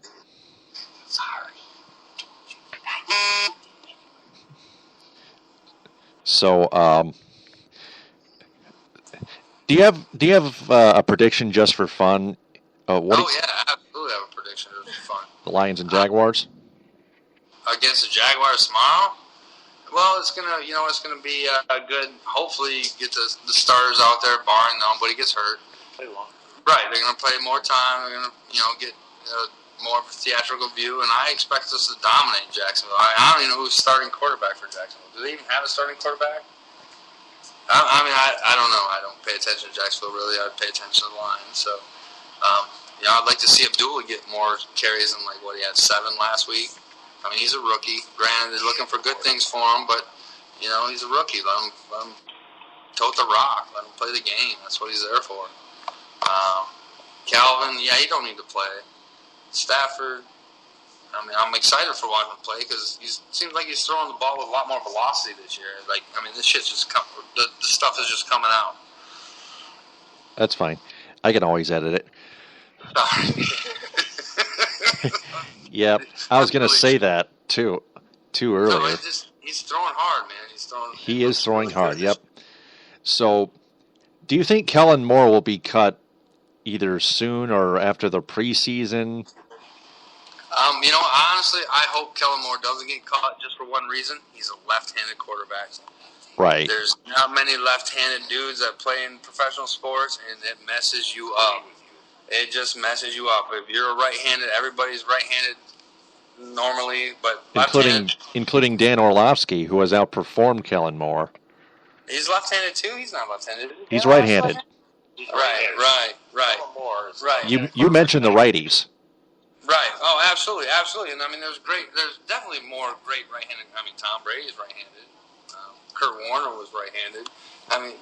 Joe Montana was right-handed. Snake Stabler. But John Elway was right-handed too. Right. You throw that guy. He's definitely not a starter. He's definitely not a. We're going to build our franchise around him. But if for some reason, and I don't even want to say this, so I'm knocking on wood. If something were to happen to number 9, I won't even say his name. In the heat of a game, to throw a lefty out there, he could help get the job done, dude. I really think that, because it just takes everybody by surprise. The ball comes out from a different side, a different angle. They don't sit there and do film on the backup quarterback. You know, they're not prepared for that. Everything's different. Every formation runs a different way.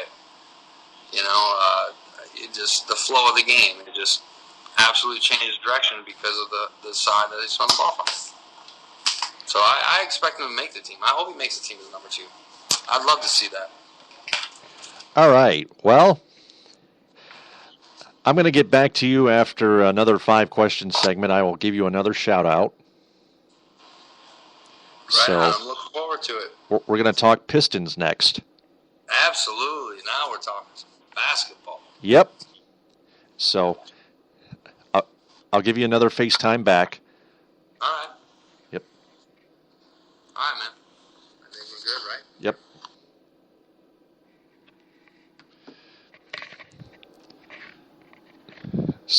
So that was all the Lions material that we covered for tonight.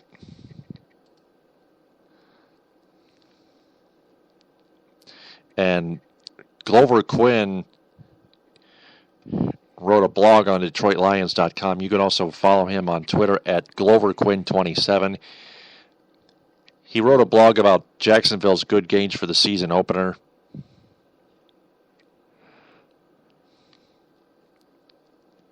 It's a short one. It's on DetroitLions.com. You can just check it out. I'm going to share this on Twitter and Google Plus real quick.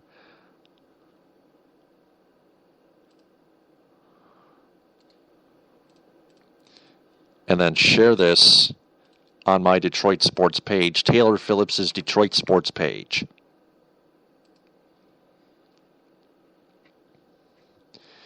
Okay, now I'm all set with the Lions.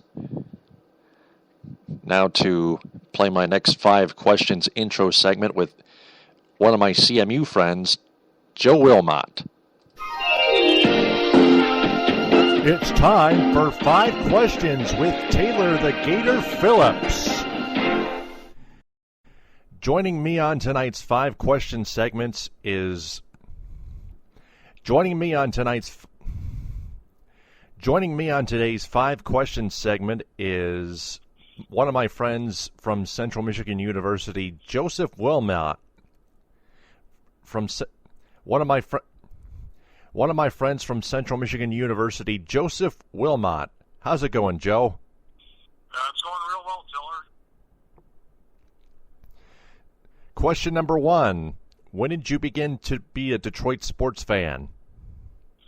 I've been a Detroit sports fan basically my entire life since first realizing the Lions were playing football. They were my first passion was football, and probably around the 2000s when I was around 10 years old, I started getting in watching the NFL and the Detroit Lions, and we all know from there that Detroit hasn't had a good history in the 2000s, but it's been a journey worth accepting. And as far as the Pistons and Red Wings are concerned, I've been a fan of them since they made it to the championship rounds in 2004 and then the Red Wings in 2008.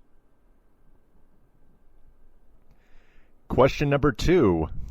What is your favorite team out of all Detroit sports teams, and who is your favorite player of all time?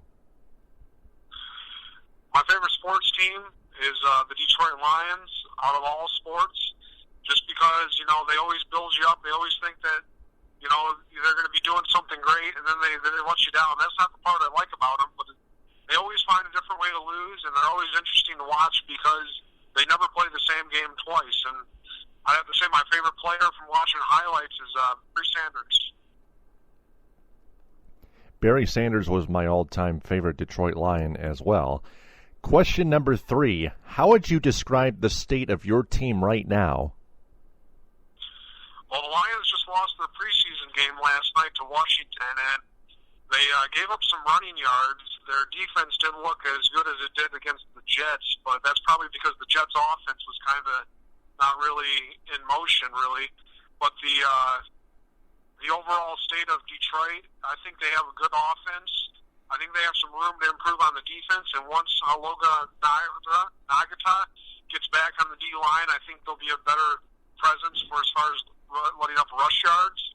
So overall, I think Detroit's in a good standing, and I think they're bound to either win the division or the playoffs. Question number 4. Where do you think your team will end up at the end of the season? I think they're going to be fighting Green Bay for the division once again. I think Minnesota's going to be a strong team this year. As far as the Bears are concerned, I think they have some problems. They lost Brandon Marshall, so he's going to be a difficult gap to fill, especially with their rookie being out for some weeks now. But I think they'll be competing for the NFC North title, if not win it this year, because I think they've improved overall. Finally, question number 5. If you could address your team, what would you say? I would say it's time to change history. It's the 50th Super Bowl this year, and no better time for the world to hear the roar of the lion. It's time for the Lions to get back in the spotlight and show the NFL just what kind of team they were back in the 30s and 50s when they were winning championships. So it's time to bring back history and to honor William Clay Ford and to show the NFL what they have. So I would tell them that now's their time to win a championship. Music to my ears, Joe. Well, thanks for being on here. I love having fans like you on here. Fans, please. Taylor, I appreciate it. Fans, please follow Bipolar Broadcasting, run by Joe Wilmot, on SoundCloud, and follow his Twitter, and like his Facebook page. Joe, thanks again. We'll talk to you soon. Sounds good, Taylor. Thank you. Yep. And that was Joe Wilmot from CMU. I will talk with Matt Lovely on the next 5 questions segment. But now I get back to Rob Yonkman with the Pistons. And Rasheed from long range. Yes! Left sideline, 3, and he answers.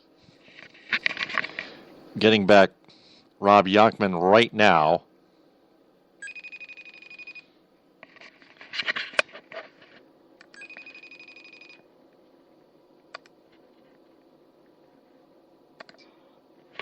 Hey, Taylor. Thanks for having Hey, Rob. me back.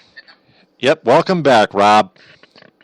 So the Pistons preseason schedule has been released. Right on. And let's take a look at it real quick. Sure, let me bring that up on my laptop. Yep.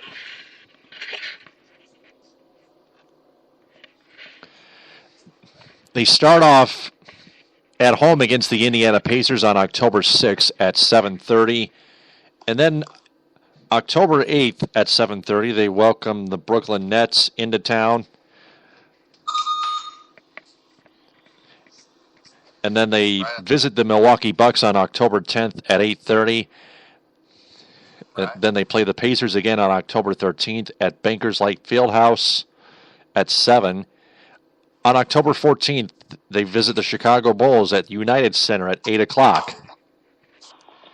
On October 18th, they're in San Antonio with the Spurs at AT&T Center at 4 o'clock.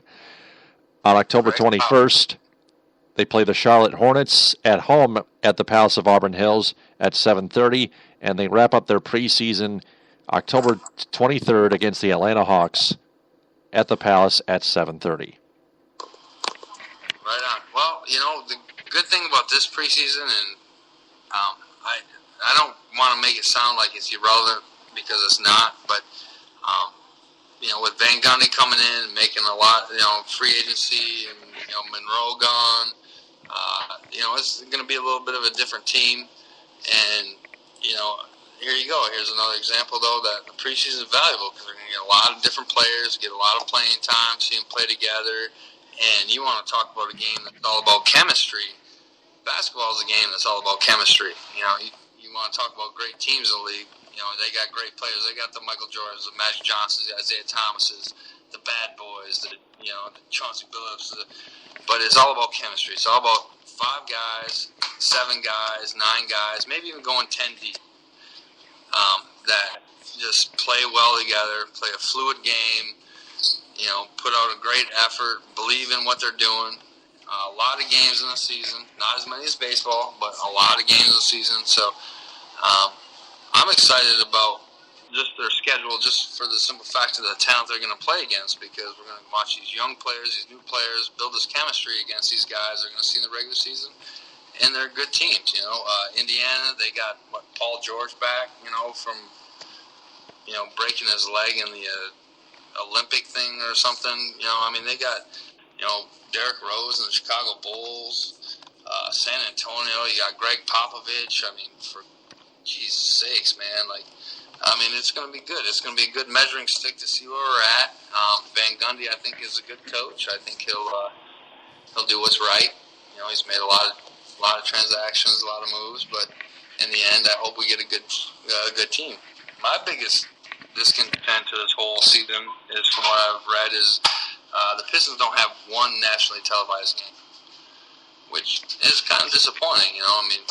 They should get on ESPN on Thursday night or something, something. But there's not like we're getting a lot of respect, but that's great because we'll have a good season. We'll put a good team on the field, on the floor, and by the end of the year,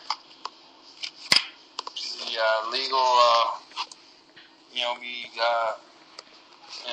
upset that they didn't put us on national TV, because we got a good team. Drummond's a great player. There's lots of good stuff. I'm excited about the Pistons this year. Me too. Do you think the Pistons will make the playoffs? I would like to think they'd make the playoffs. The playoffs in the NBA, it's not easy to do, but they take, they go 8 deep in each conference. It's a little bit different of a game than football. But I would like to think that we got enough young talent. We got a lot of scoring on board. We got a lot of young players that play hard, and it looks to me like we should be set. I thought we would be set last year with Josh Smith and the rotation that we had last year. But it just didn't work out. Yeah, they were 5-23 before they released him. Right, and then he went to Houston, and they ended up making the playoffs. There you go, perfect example. Every guy that was traded off that team last year went to a team that made the playoffs. Houston went to the playoffs, and the Pistons were rolling without Josh Smith. How good is that? Well, they rolled for a bit. The Pistons rolled great, man. They brought Reggie Jackson after Brandon Jennings went down. But I'm looking forward to getting Jennings back. I think as long as he's willing to play whatever role he's put in. If he comes off the bench, he can score the ball. He's a scorer, and that's maybe what we need. Somebody to come off the bench, fit in the rotation, and just kind of take over the game for the minutes that he gets. Yeah, you just mentioned Brandon Jennings coming off the bench. He commented he's fine coming off the bench, and he agrees with you, in other words. Yeah, absolutely. That's great to hear him say that. He has been known as a scorer first, but realistically, coming off the bench, that's what we want. That hey, we need a change of pace. We're starting to get lethargic, or so we're gonna bring somebody in that's gonna blow it up, and I think that might be a great role, kind of like a Vinnie Johnson, back in the day, the microwave. Why not bring somebody in and come off the bench cold and put up 16, 20, 25 a game when needed. Yeah, this comment by Brandon Jennings was headlined on the Detroit Free Press by Steve Schrader. Brandon Jennings talked with Jabari Young and Vincent Goodwell, a former Pistons beat writer, now a beat writer for the Chicago Bulls. Both Jabari and Vincent co-host on the Point Game podcast, hosted mentioned their names already. And the Point Game podcast will be on SoundCloud. The SoundCloud file is available in the article. Pistons Jennings says he's okay with coming off the bench on the Detroit Free Press. I will share that momentarily. Right on, that'd be great to see. I'd love to see him play that role. You know, Jackson's a young, good player, man.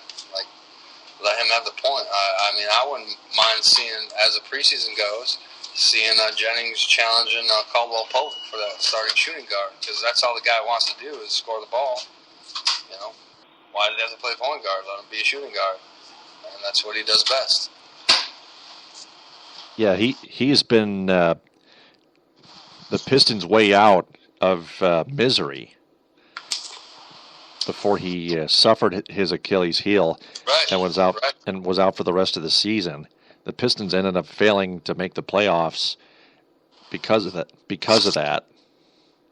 But I think with Brandon Jennings back with the Pistons would be another boost of energy, along with the new players that the Pistons got. What do you think of the Pistons newcomers, the free agents and the draft picks that they picked up this offseason? That first-round draft pick, I apologize, but I watched some of the D-League on the NBA channel this year. He looked really good. He's aggressive to the hole. That's what you want, coming from a swingman. You know, he's looking for the ball. I really enjoyed watching him play. He led the tournament for his little portion they're in scoring, I believe, or very close to it. But I really love that. They brought in that again, I don't remember his name. But the guy from Milwaukee, you know, big, tall, round, pushing 7 foot, 6'10", 6'11", can shoot the 3-pointer. Kind of reminds me of Rasheed Wallace and Mehmet Okur when they were rolling through. I mean, it looks like Van Gundy's putting together a good team. You know, again, I apologize, I don't remember all the names of the guys, but I got the roster on my computer. Right, they got the guy from I just know the guy from Milwaukee, man. He's a good player. He's, you know. They got Aaron Baines from the Spurs, Steve Blake. Aaron Baines, you know, he's been coached from Greg Popovich, you know, so he's going to be a solid player. He's going to play fundamentally strong. He's going to play his rotation. Yeah, absolutely. The guy from Milwaukee's name is Ersan Ilyasova. Right. Yeah, he's a foreign player. What is he, like 6'10", right? And believe so. He's got a 3-point shot. I mean, this is, like I said, this is, you know, 6'10".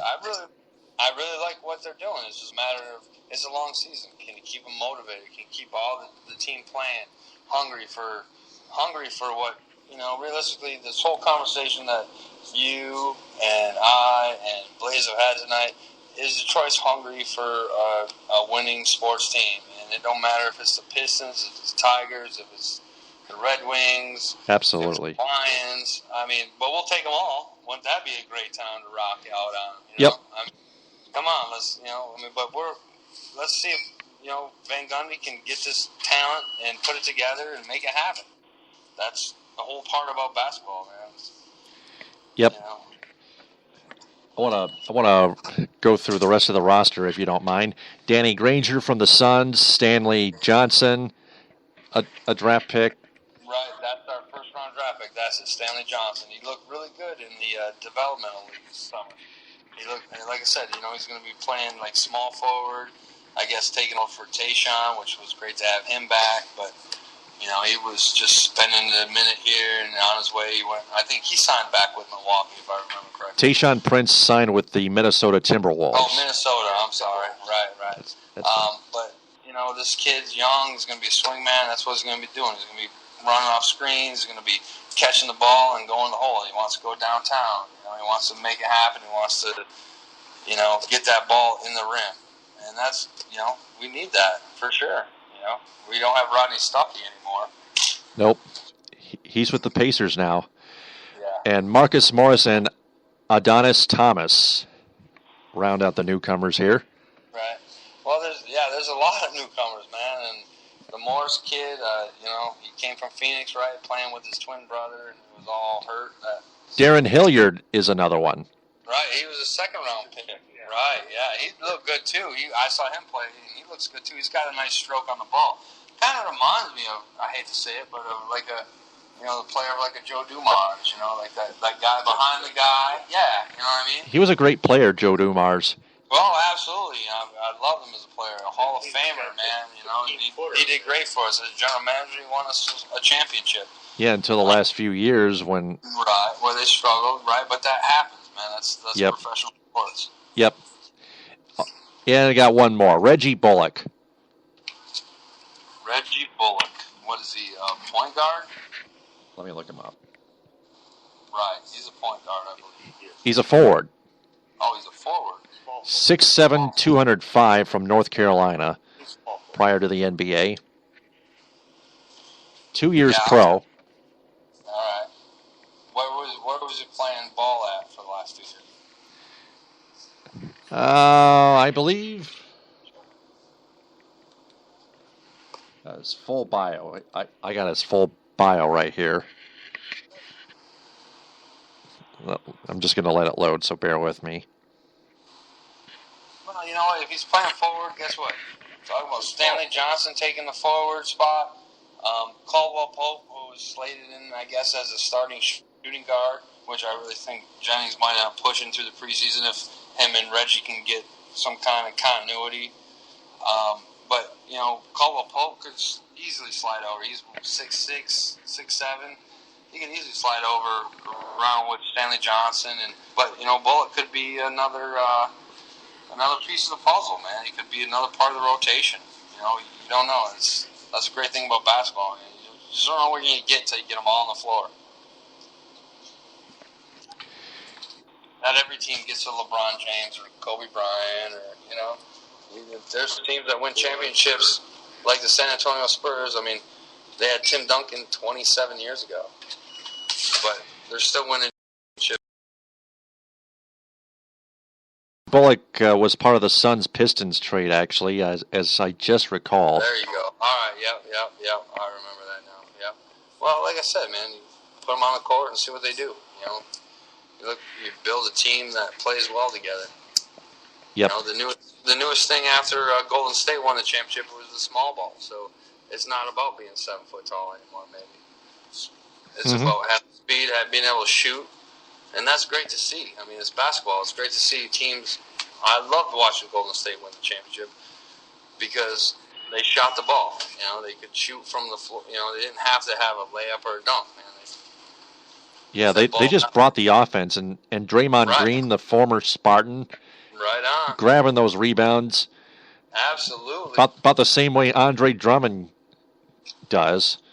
Oh, Andre Drummond's a beast, man. Oh, is he ever.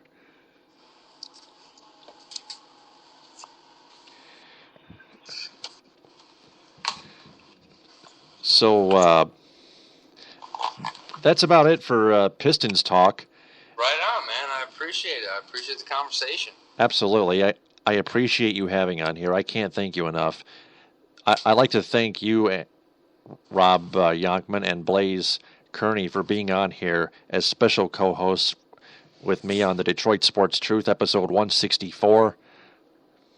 Hopefully you guys can add me on Facebook and like my page, Taylor Phillips's Detroit Sports page. I can add you to my group, Taylor Phillips's Detroit Sports Group. I'm sending it to my secretary right now. All right, good. And Taylor, it's Blaze. I absolutely will add you, and thank you so much, man. Thanks so much, guys.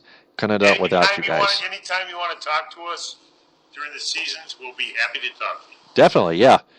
Yeah, not during the game, though. We'll be busy watching. Yeah, not during the games, no. I agree. Amen, bro. I pick random co-hosts of my own choice. So, yeah, I'd like to have you guys on here again sometime in the near future. We'd be happy to, brother. Yep. All right, I'm going to let you guys go. Get some rest, guys.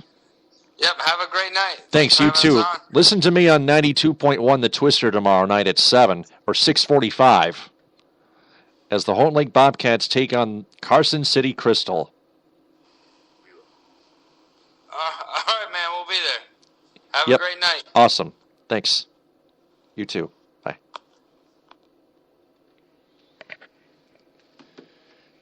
Two fine gentlemen who have a passion of being fans of Detroit sports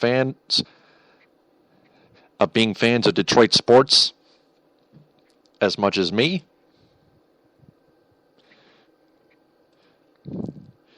So I'm going to go to another 5 questions intro segment with David Lizotte, one of my old friends from Lake City High School, which I graduated from in 2003. Same here with David Lizotte. And then I will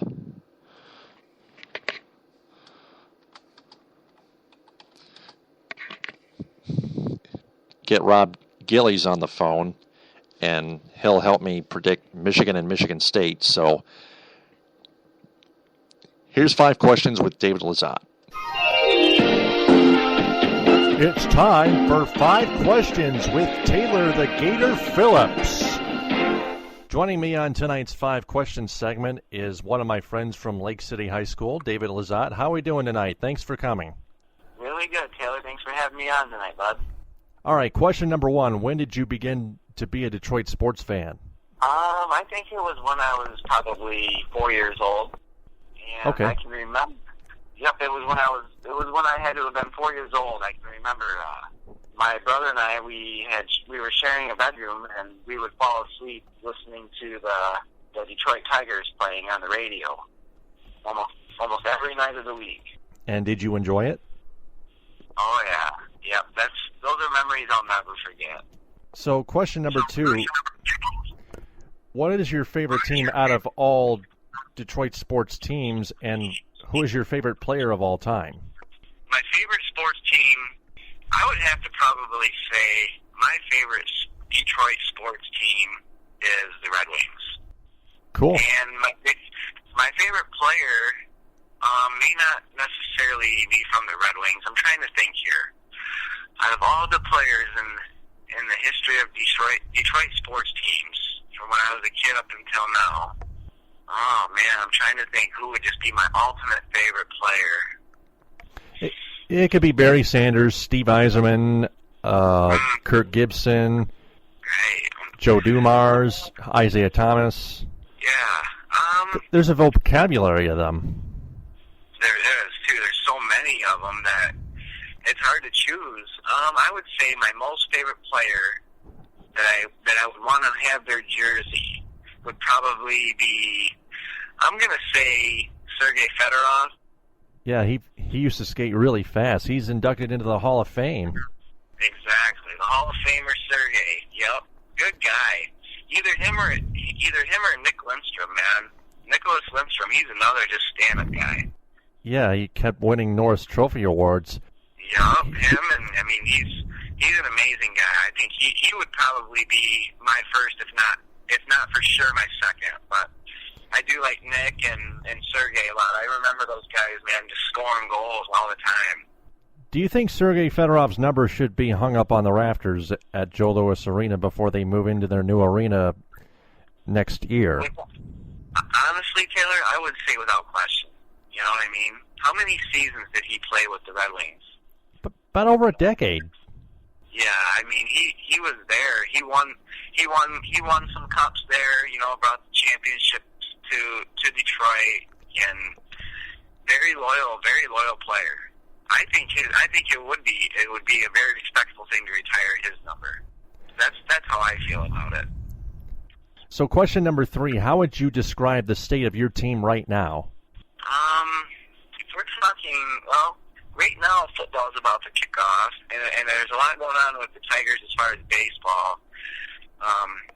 I'm kind of worried about the Tigers right now as far as the rest of the season goes, and if they're going to have a post-season appearance or not. But the Red Wings, I think right now, they are, I don't know if they're at camp. I don't think they are. I think they're off right now. So Yeah, they're still in their off season. Training camp begins September 18th. Yeah, September 18th at Center Ice Arena in Traverse City. okay. So we'll wait and see. We'll wait and see how they get their team together under the new coach and everything like that. It's going to be exciting to see the new coach this year and Jeff Blashill? Yep.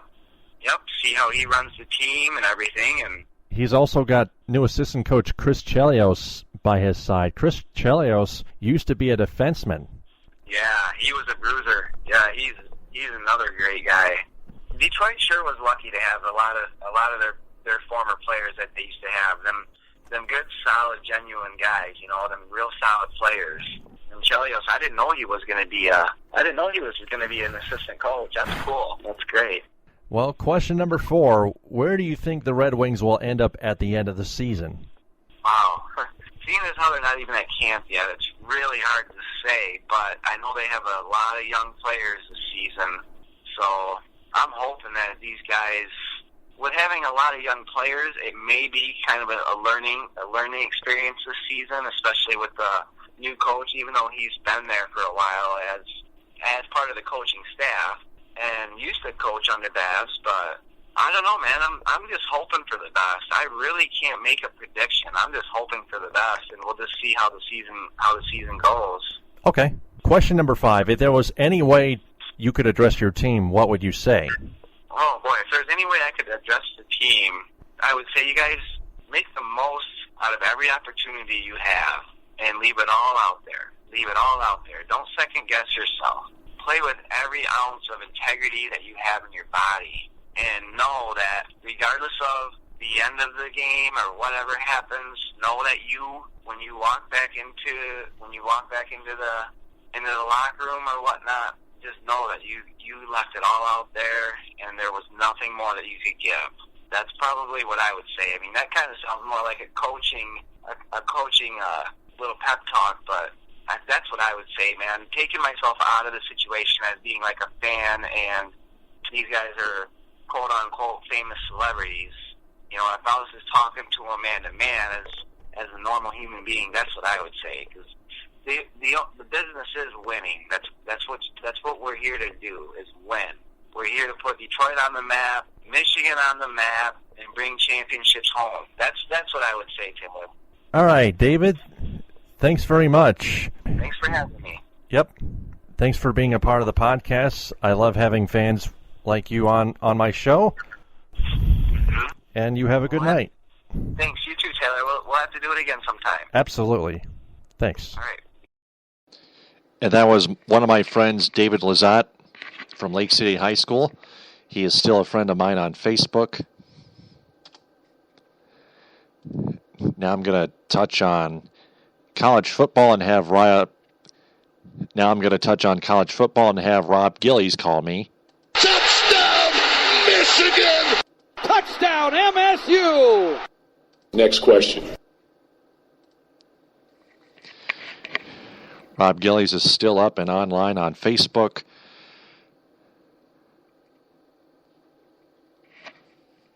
And I'm still waiting for his call. Promise it won't take long. Bear with us.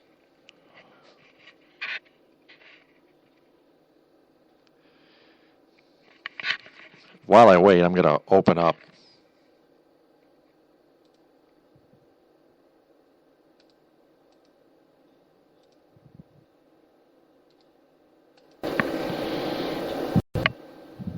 the Michigan and Michigan State websites, mgoblue.com and msuspartans.com.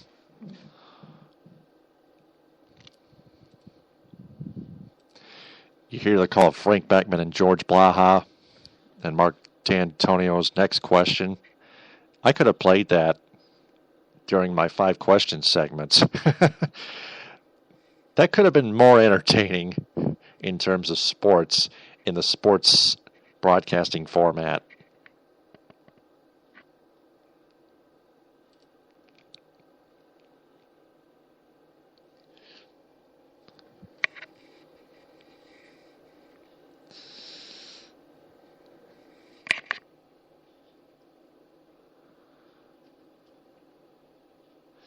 I think I'll try to get him on myself.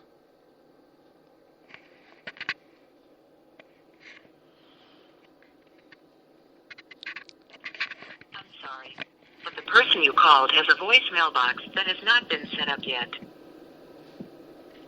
Goodbye.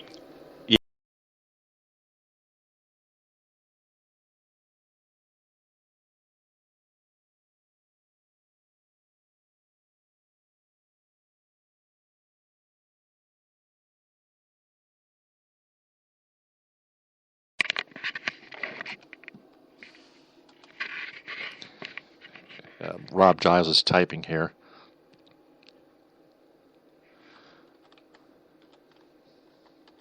Whoops.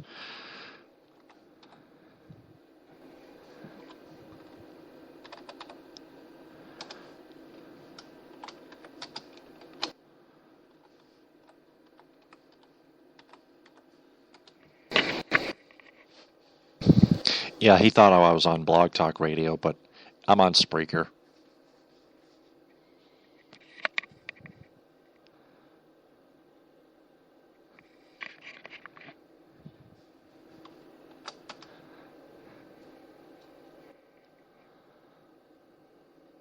All right.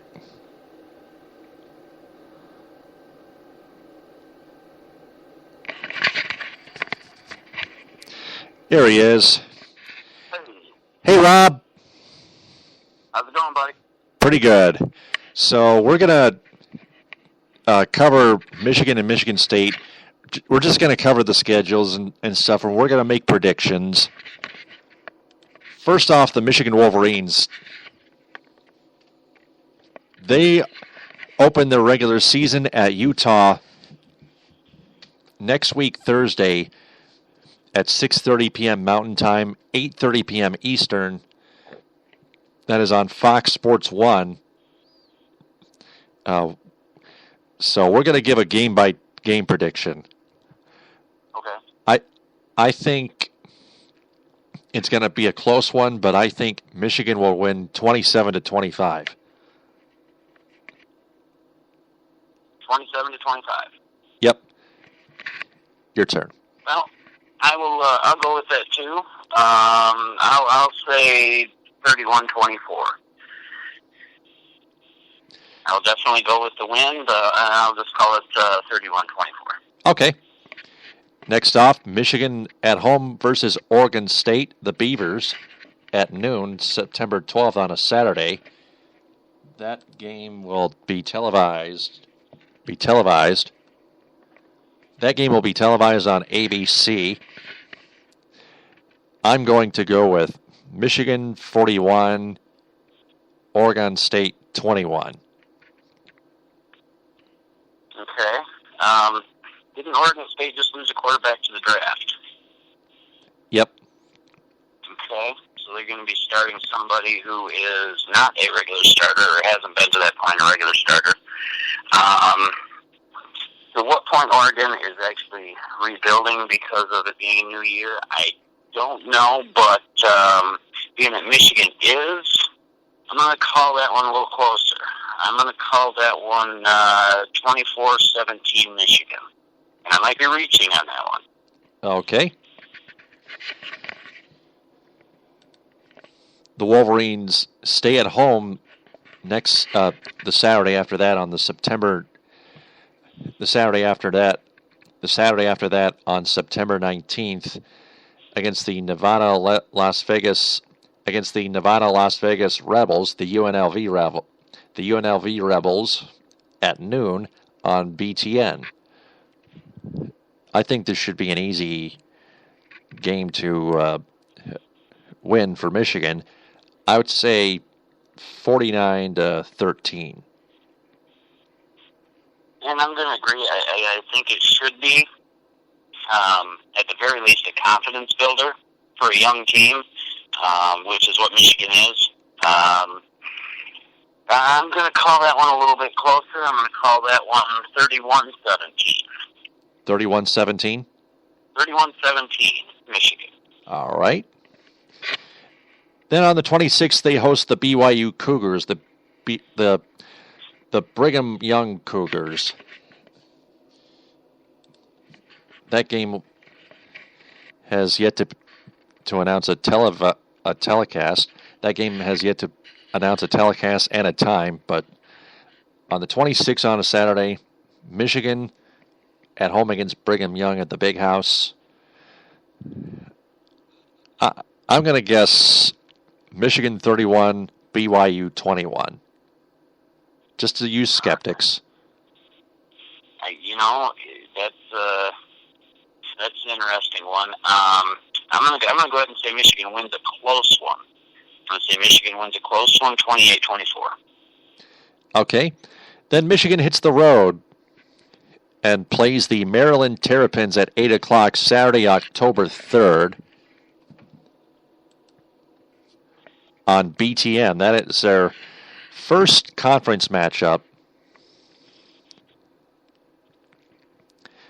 The Maryland Terrapins.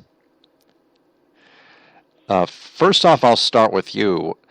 How good do you think the Maryland Terrapins are on the football field, on the gridiron? I think they're one step ahead of the team from the University of Phoenix, to be honest with you. But just to say, I don't think they're that good. I am kind of pulling that one out of a hat, but I'm gonna say Michigan almost loses a close one on that. Possibly overlooking that game on the schedule, possibly. I'm gonna say Michigan 17-14. I know it's a low score being college, but I don't really know that much about college anyway, so I'm kind of guessing as it is. 17-14 Michigan. Okay, I will pick Michigan 20, Maryland 13, since it's on the road. Okay. Then they're back home, the Wolverines are, playing Pat Fitzgerald and the Northwestern Wildcats on homecoming, October 10th at 3:30. No telecast to be determined yet.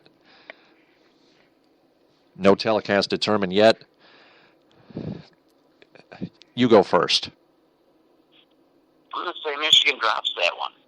Oh. I'm going to say Michigan drops that one, and I will say that they drop one 31-14. All right. Can you explain why? No, not really. Other than I know they can't win them all. And if I had to pick with the Oregon State game again, I'd probably pick them losing there too. They weren't a bad team. Oregon was a good team. But I think the big problem Michigan's going to struggle with all year, and I think a lot of people are forgetting this.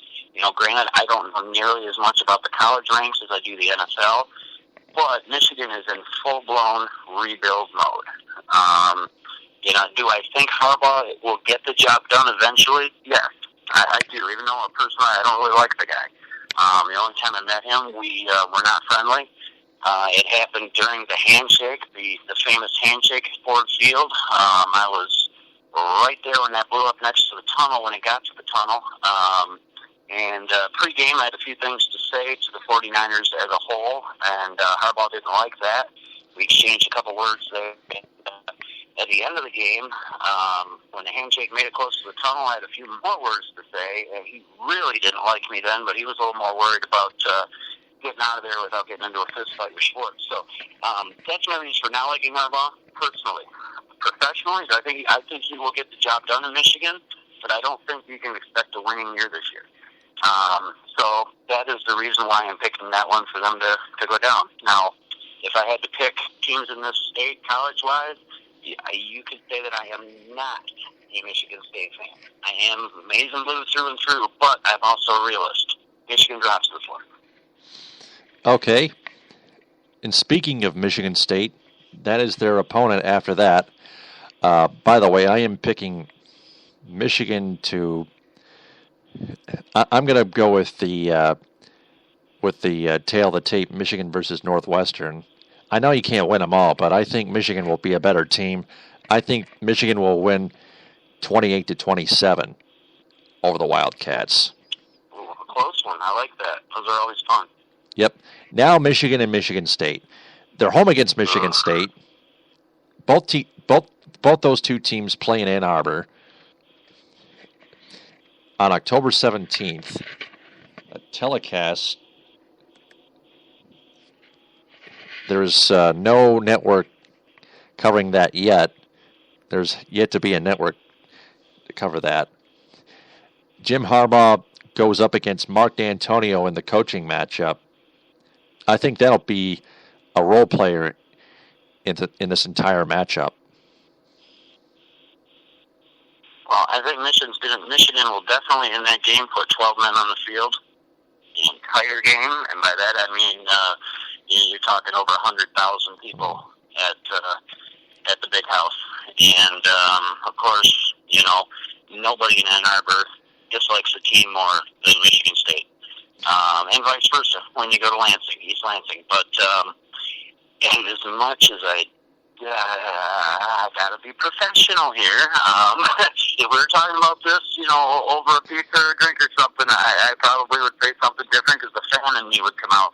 But I gotta tell you, this one's probably not even going to be close. At least not this year. Again, I think Harbaugh's the guy who'll get it done, but that Michigan State team, they're good. For the most part, they've been together for a while. They've done some things now. It's just going to be a case of Michigan being outgunned at home.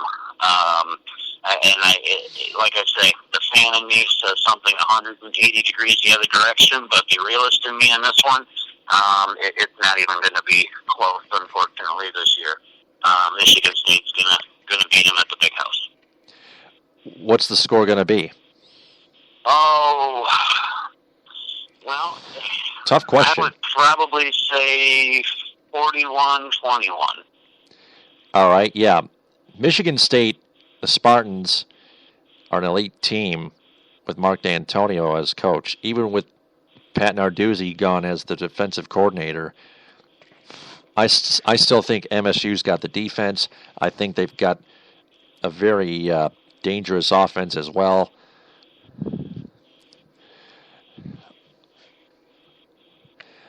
I would predict Michigan State to pull one out on the road, 38-24. I think we both agree on all the broad strokes on that one, for the most part, yeah. Yeah, I think it's going to be a case of Michigan being outgunned at home, and it's unfortunate, but it won't always be this way. Right. I like both blue and green. Optimist. I'm a Lions fan, so I'm the eternal optimist as a Lions fan. Good. I like both blue and green. But more importantly, I'm a Chippewa. But let's go to Michigan at Minnesota. Wolverines and Gophers go at it at the TCF Bank Stadium in Minneapolis, Minnesota. 7 p.m. Central, 8 p.m. Eastern, ABC, ESPN, or ESPN2. Do you think Michigan will bring back the jug, the brown jug? Well, they're going to have to bring back something after what they just endured the week before. And Bob, being the kind of guy, he's just the guy wins. I think that his entire team is going to have a very rough week after what happens at home against the team in green from down the road. So I think they're going to come in. They're going to come in fired up. They're going to come in the most focused that they will be all year. After that, and I think that when they go to Minnesota, they're going to put it to them. I really do, and I think that day for the Michigan squad, the team will add up to be more than the actual sum of its parts on that day. I think Michigan will win. I'll call it 28-24. 28-24. Mm-hmm. Michigan, baby. Yep. I'm going to go Michigan 31, Minnesota 23. Because I think Michigan is due for revenge against the Gophers, especially with Jim Harbaugh as their new head coach. Mm-hmm. And then Michigan returns home against the Rutgers Scarlet Knights, November 7th.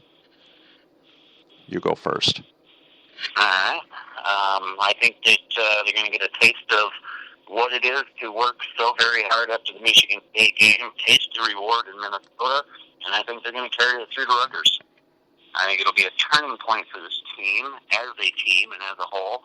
And I think you'll see the attitude of that team change after that Michigan State game and carry it to another win 2 weeks later. And I believe that Michigan will take that one, and I believe they'll take it in fashion. I'm going to call that one 35-21, Michigan. All right. Well, Rutgers is playing on the road in the Big House in Ann Arbor, and Michigan's got the home field advantage.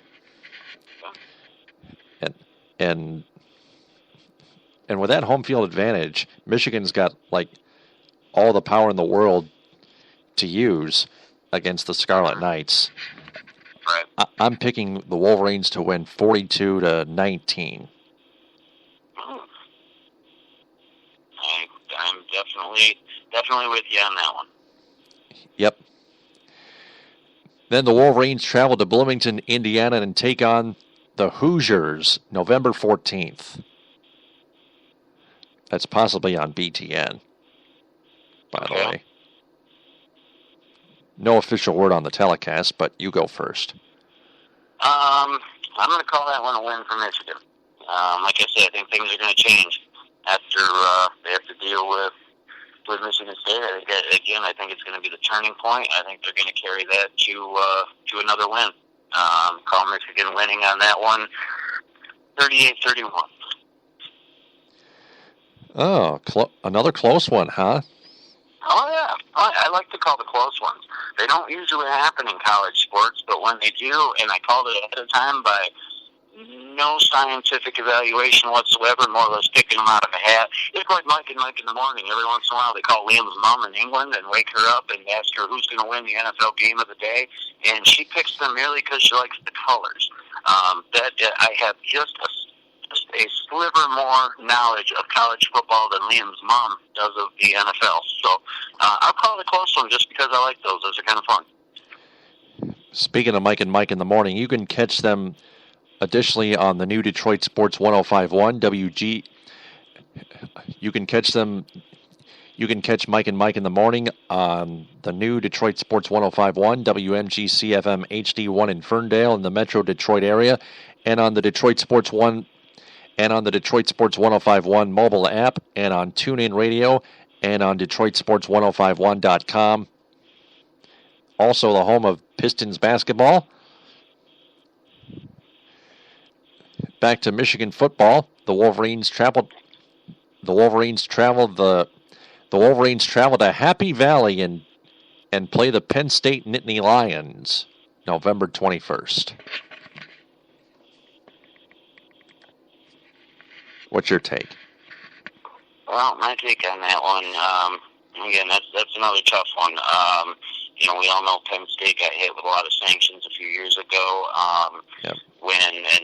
The assistant coach, whose name I will not ever mention, I will not speak it out loud, simply because history should not remember that man's name. Which got Joe Paterno fired. That is true, and it tainted Joe's legacy. But Joe, you might not be as guilty as the person who's been charged, but in a situation like that, turning your head, it's especially when there's children involved. That one makes me feel just like everybody else in America when they sick to their stomach. Hey, when it came to coaching football, Joe Paterno, his record speaks for itself. You can't turn your head when there's children involved. Children cannot defend themselves and stick up for themselves. And the good guy doesn't always win, and there are victims. It's not like the movies, and there were a lot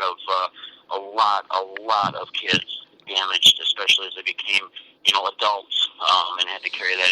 And just for every obvious reason, it was a sad, sick, sorry situation for a a storied institution like Penn State.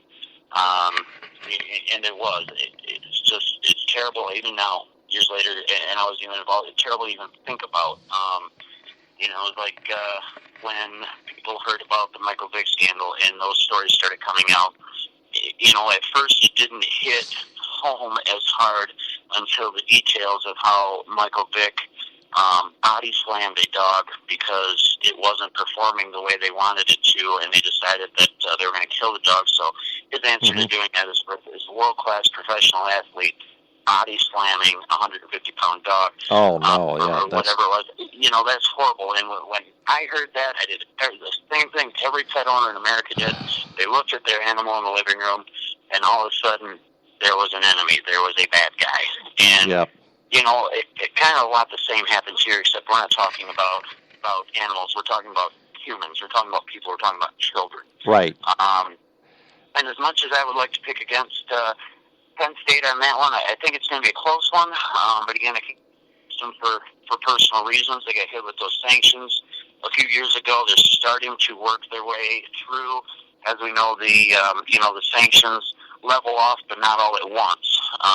They're starting to get some things back. They were, they were getting rolling a little bit last year. I think Michigan is going to be much the same way. I think it's going to be a dogfight. I really do. And it could very well come out to who's got the ball last in the fourth quarter. But as that is, I'm going to pick Michigan, and I'm going to call that 31-28 Michigan.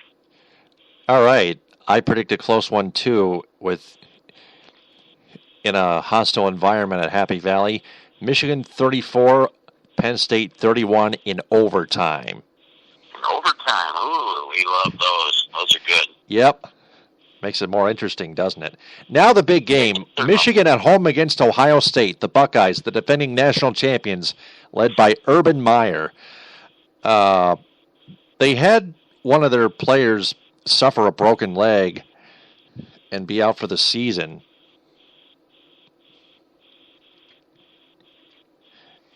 And let me open up Bleacher Report real quick, because we got about a half hour left on episode 164 of the Detroit Sports Truth on Spreaker. You can also hear this on iHeartRadio, on SoundCloud.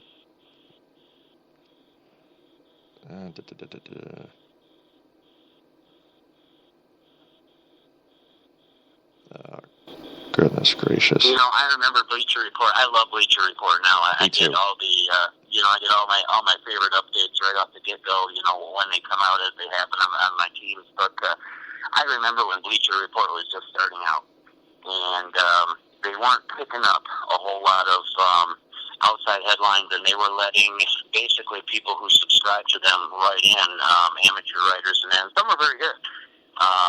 But boy, some of the writing that was done there was very biased at the time. It was because, as a fan, I come out of the Lions game, somebody gives me the opportunity to write a few paragraphs and tell what I think. I'm going to be telling it from the perspective of a Lions fan. Absolutely. Obviously, I haven't been to college for journalism. I didn't do that great in English in high school, to be honest with you. Journalistic integrity and that is something that I wasn't trained. So, like I said, if I come out of a Lions game and I'm here to write a couple paragraphs about the game, it's going to be very slanted in view of the Lions, even if they lose. But Bleacher Report, when they first got going, they had a lot of the same thing, but I still found it very interesting, and man, how that's come a long way since, in the last several years. It's really something, but Ohio State, there is, and again, I'll come back to that journalistic integrity and remind everybody that I didn't take that course, major in college. So, having said that, there is no way I can pick Ohio State to win. Just because we're in Michigan, they're Ohio State. I can't do it. I just can't do it. Michigan's got home field advantage there. There we go. It's that 12th man. They're putting 12 men on the field all day. That's it. That's the reason they'll give. As much as I would love to, in all reality, that's going to be one of the biggest tests all year. I believe they were the first university to be ranked unanimously number one to start the season. If I'm correct on that, I believe I read that today. They win.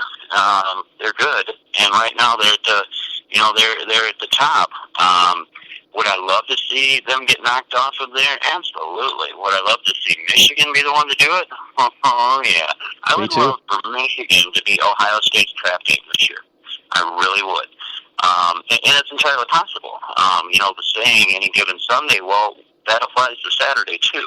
Anytime you go out and play the game, there's a reason why you play the game. A lot of things can happen, and, I'm going to actually, in all seriousness, regardless of how much I don't like Ohio State, I am going to actually say Michigan straight up beats them. I'm going to call that one 41-35, and that is going to be Ohio State's trap game of the year. With any luck, it'll keep them out of a real high bowl game. Yep. It just might. It's very possible. It's very possible. Trap games work two ways. They work in favor of the underdog, and they work against the king of the mountain. And right now, it's unanimous. Everybody believes Ohio State is the king of the mountain, and they have good reason to believe that. It's just too bad that it's Ohio State. And I say that with all, poking and prodding. It's sports. It's what we like to do when we, have an arch enemy going against our favorite team. And, it's all in good humor, but, it's Ohio State. I think Michigan's really going to pull that one out. I think it's going to be the surprise, and it's going to be the game that everybody talks about for the next year after it happens. All right. I found out the player's name that suffered that broken leg. His name is Noah Brown, the wide receiver. Okay. That was a huge loss, and it was a devastating injury that Ohio State possibly almost could not overcome in the near future. I would say Michigan's 12th man will help them beat Ohio State in a high-scoring game, 45-38. I like it. And it is a devastating injury. And all joking aside, even if it's the team that I like the least, the last thing, I like to hear is when somebody gets an injury, especially a season-ending injury, something that could affect them, not just the rest of their football career, but the rest of their lives. When I was in my late teens and early 20s and broke bones and had injuries, there would always be older people around me who say, "Oh, you're going to feel that one in 20 years." And I gave it about as much thought as I do a penny face down on the sidewalk when I'm passing by, which is to say not much. You just kind of laugh it off when you're young. Because when you're young, you know everything. And, now that I am in my early 40s, I cannot say to myself enough, boy, they were right. And so you don't want to see anybody get the kind of injury, any serious injury, regardless of the team that they play for. And it is hard to overcome. I believe an injury like that to an impact player is more difficult in the college range to overcome than it is the NFL, because the NFL, the hands are getting paid. And the next man up philosophy, although it does happen in college, in the NFL, taken a lot more seriously because you're paid to be the next man up. League minimum is far more than what I make in a year, far more than in 2 years, or 3 for that matter. So, as paid professionals, yes, they're paid to have that next man up philosophy. So it's easier to overcome, I think, in the pros than it is the college level. And I think that'll definitely be a contributing factor. Not and I do definitely agree with you as well. The Michigan hometown crowd's really going to show up for that one. And being close enough, I really hope that the Ohio State crowd doesn't travel too well on that one. But yeah, I believe Michigan's gonna pull that out. I think, and I hate to say this, no offense to Michigan, but it's going to be Ohio State's trap game of the year. All right. Well, as much as you don't like the Spartans, we're going to have to cover them too. But we're going to make this quick. I promise. We're running out of time. Gotcha. Just give me a quick game-by-game prediction. Spartans at Western Michigan Broncos on September 4th at 7 o'clock on, let's see here, ESPNU. What say you? What say me? I say let's go Broncos. I definitely want to see the Broncos. You know, a lot of times they will play. They'll play these Big Ten schools tough. And don't underestimate the Broncos. There's a lot of pro material comes out of that team over the years. It definitely has. And yeah, I'm going to say Broncos. I'm going to say 28-21 Broncos. All right. Well, I have to be real on this one. I have to be truthful. It's the Detroit sports truth. Right. I would have to say even at Western Michigan, I would say that Michigan State would be too much. The Spartans will win 42-21, and then they play their first home game of the season, a rematch against the Oregon Ducks on the 12th on Saturday, September 12th at 8 o'clock. That would be on ABC as well. So, what's your quick prediction? Well, I don't know how hard Oregon got hit with seniors gone this year, to be honest with you.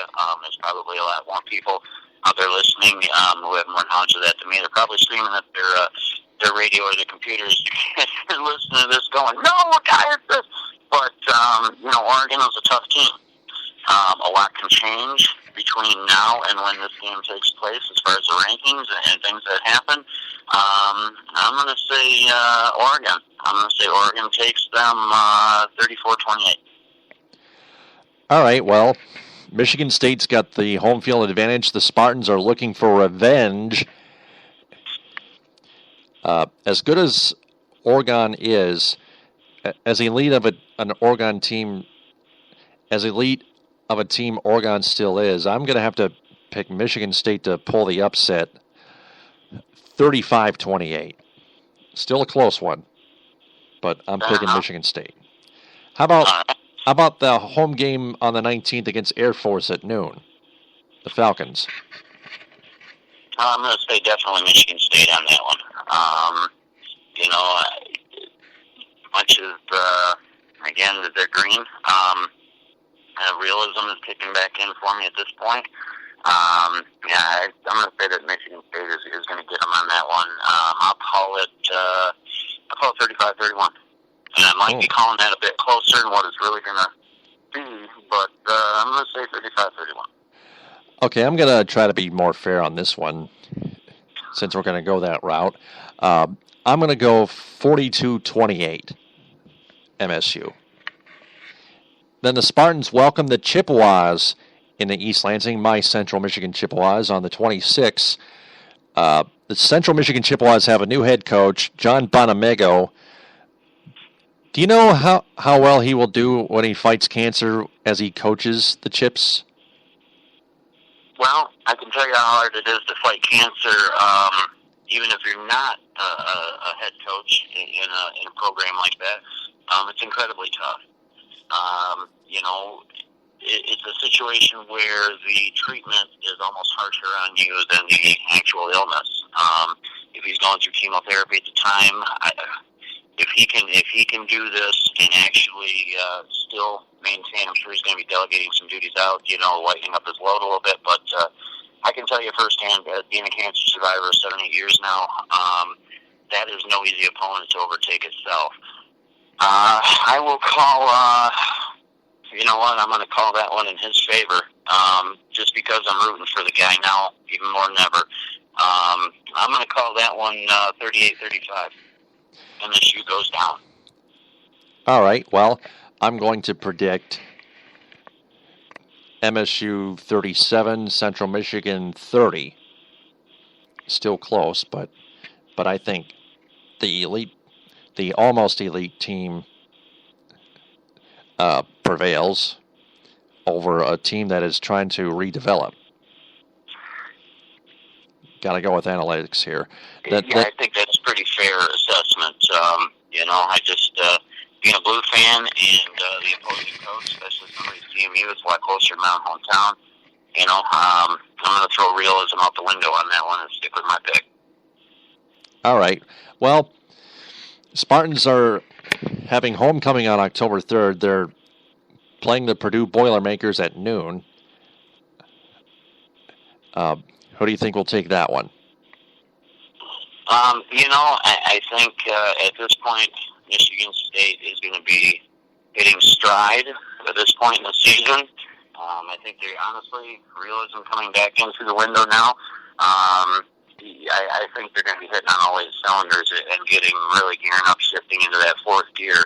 I'm going to call Michigan State on this one. We'll say 31-24. All right, we got about 18 minutes left. I need to play another 5-question segment after this. It's going to be a long one, too. We are then Michigan State at Rutgers on BTN at 8 o'clock Eastern on October 10th.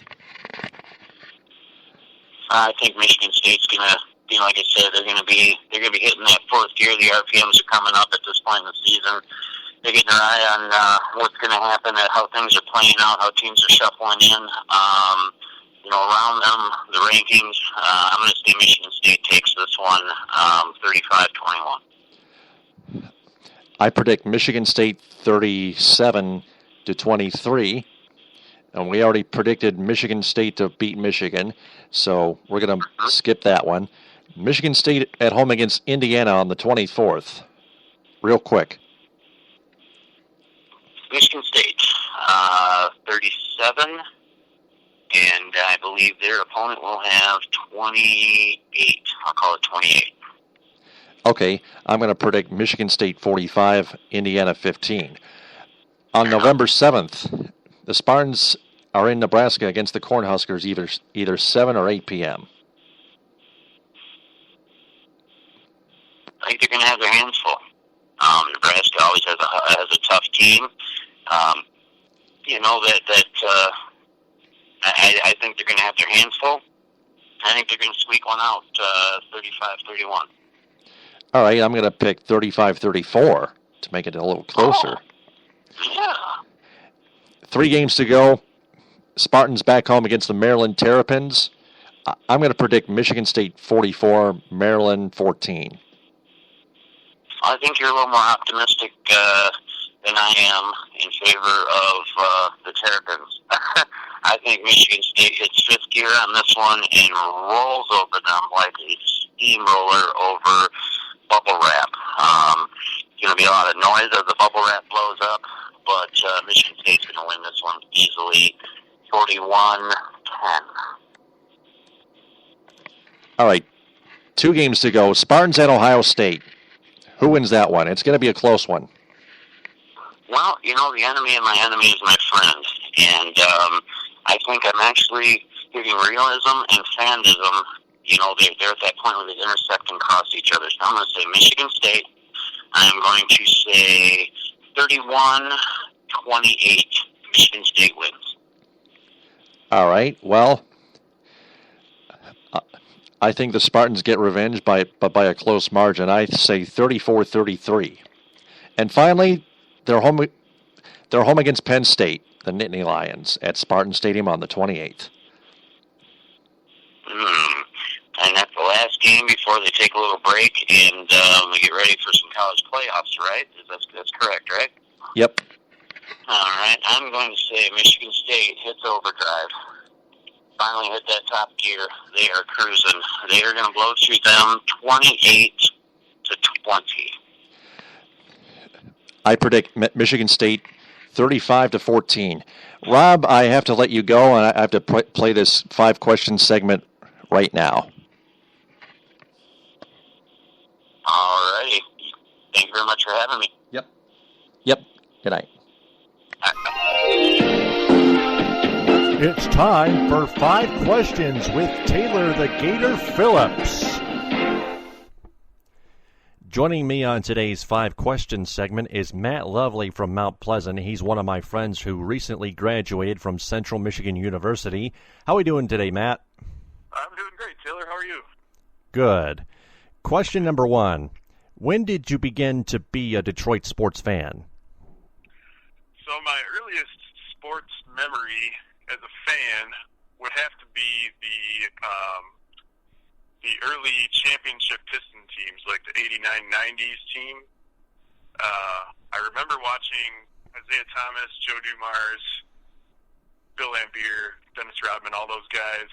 And that's really, I mean, I was born in 83, so I would have been about 6 or 7 years old. And that's really my first time remembering that, being a fan of a team. And so it was those Detroit Piston teams that really got me hooked. And, of course, I loved basketball at the time, so it was a good situation. Question number 2. What is your favorite team out of all Detroit sports teams? It could be college, too. And who is your favorite player of all time? Okay. Does my favorite player have to be from my favorite team? Out of all Detroit teams, your favorite player? Okay, well, I'm going to start with that question. My favorite player of all time was Barry Sanders. He was my favorite player to watch. He had a real excitement about him whenever he was in the game. You know, whenever they handed the ball off to him, it was like he could have went for 80 yards at any given moment, and he was just really exciting to watch. So he was my favorite Detroit player of all time. My favorite team is a tricky question because I feel like that answer might change depending on what time of year you ask me. Right now we're in August, so my favorite team would have to be the Tigers. They're in season right now, and so I'll go with the Tigers. If you ask me in January, it could easily be Pistons or Red Wings, but I'm going to say Tigers are my favorite Detroit sports team. Okay. Question number 3. How would you describe the state of your team right now? Well, unfortunately for the Tigers, they just made some big trades. Traded a couple pending free agents with David Price, Giannis Cespedes, and the relief pitcher Soria. Joakim Soria? Yeah, so they traded away some assets there, and they got younger, which I think is good. But that, to me and to most fans, said, well, we're not so sure we're going to be making a playoff push this year. So because we haven't done very well. Yeah, that's very true, and I think that boils down on the manager. Yeah, you could certainly make that argument. I don't know if he'll be around next year or not. He probably won't. I would be kind of surprised if he was. So it's a little tough. You know, they're coming off 4 straight Central Division championships, so it's kind of hard to swallow as a fan, knowing that your front office doesn't think you have what it takes to make a playoff run this year. So definitely, I think there are changes coming in the off season. I think the trades that they made with David Price, Cespedes, and Soria, acquiring some younger prospects, is always a good thing, and especially Daniel Norris, who recently went on the disabled list. He's an exciting young player. He belted that home run in Wrigley the other day, which is really cool to see. So I think it's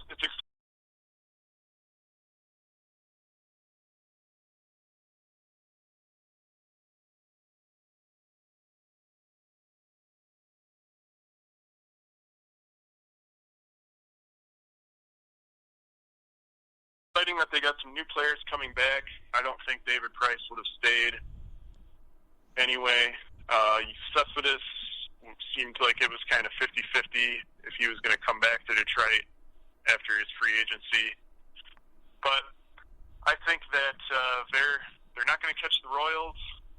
It's not looking like they're going to catch the wild card spot. The Royals are going to be good for a few years here, and we have some big contracts like with Cabrera and Verlander, and those guys are getting toward the tail end of their prime of their career. So If they're going to make another run at it, I think it's good that they're sort of rebooting rather than rebuilding, is what they're saying. So, but I wouldn't be surprised to see a new manager next season either. Well, you mentioned Daniel Norris hitting that home run in Wrigley. He got injured in that game and was put on the 15-day disabled list with a right oblique strain. Yeah, so that was a little tough to swallow there as well. And Anibal Sanchez is on the disabled list as well. Yeah, so is Shane Green. Green's rehabbing in Toledo. Okay, that's good to know. I hadn't heard what he was up to. Yep. So question number 4. I think you might have answered this already, but I'm going to ask it again. Where do you think your team will end up at the end of the season? In 3rd place or 4th place, the Tigers? That's a good question. They put together a string of, I think, 3 wins in a row now, and I haven't looked at the standings in the last couple of days. I know the Royals are way out in front. I believe the Twins are in 2nd, I believe. Is that right? Yeah, the Royals are in 1st. The Twins are in 2nd. So how does the rest of the division shape up right now? Well, we'll have to go to MLB.com and check out the regular season standings, and then we'll check out the wild card standings in that area as well. Yeah, and I know they played and they defeated Texas last night. I know Texas is making a run at the wild card. Yeah. If they can beat Texas again, I think that certainly helps their chances. However, I just don't know. There's a lot of quality teams in the American League this season. Houston's kind of come out of nowhere. The Angels are right there. Baltimore is right in the thick of it for that wild card. And, of course, you have the Yankees and the Blue Jays battling out east. So I really think that the American League has too many quality teams for the Tigers to make the playoffs this year. As far as the division, I mean, I'd say it would be disappointing if they finished any lower than 3rd, even after getting rid of some of their key players through trade. It would be nice to see them take over the Twins spot in 2nd, but I don't know if they have the firepower for that this year or not. Well, out of all honesty, where do you think they will finish? All honesty, I think they'll finish 3rd. I don't think they'll catch Minnesota. I wouldn't be awfully surprised if they dropped 4th. Just with especially once September call-ups come around and things like that, and the playoff teams start to separate themselves from the pack. I don't see the Tigers hanging with the playoff teams, so I wouldn't be surprised if they dropped in the standings a little ways to maybe 4th, but 3rd or 4th, I would say. I would not be surprised by 4th. All right. Final question, number 5. If you could address the Tigers, what would you say to them? So my advice, and take it as you want to, but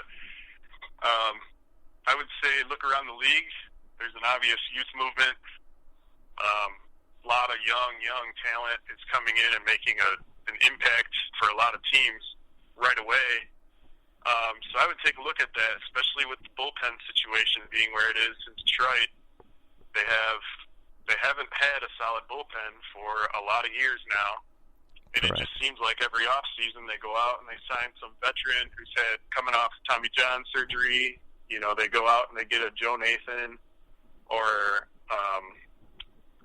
a Soria or like an Octavio Dotel or, just a guy who's been around for a lot of years and he's coming down toward the tail end of his career.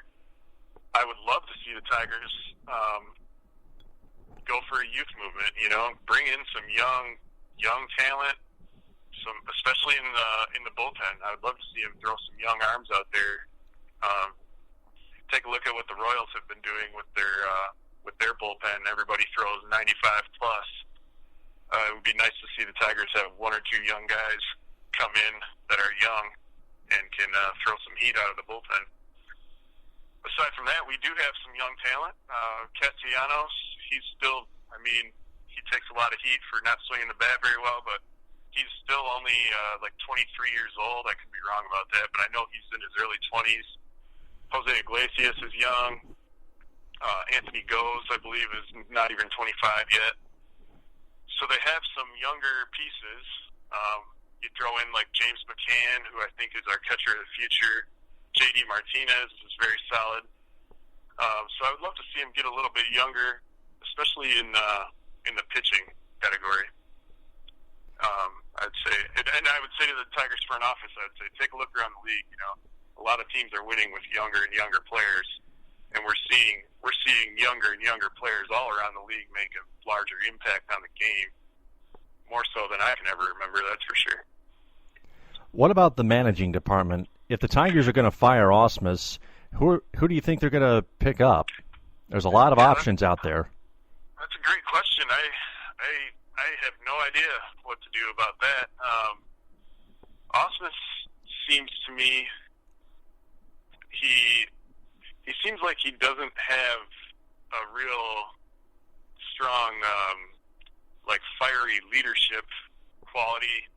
He seems like he's very mellow, which can work for some teams, but I think that a team like the Tigers, who have had some success over the last 4 years, winning the Central Division, and they made the World Series back in 2012. When you start to win a lot, you get comfortable where you're at, and I think to maybe bump them to the next level, it wouldn't hurt to have like a little bit of a fiery spirit leading the team. I'm not sure Ausmus has that. I'm not sure that's the problem either, but I think that there definitely needs to be some sort of change, and I just hope that they, take their time and figure out who the right candidate would be, and we can get this thing rolling again next summer. Because I think they have the potential to be right up there, fighting for the American League pennant again next season if they just make a few of the right moves. And maybe the World Championship. What about the mental aspect? How much knowledge does Ausmus have to you? Well, he's a smart guy,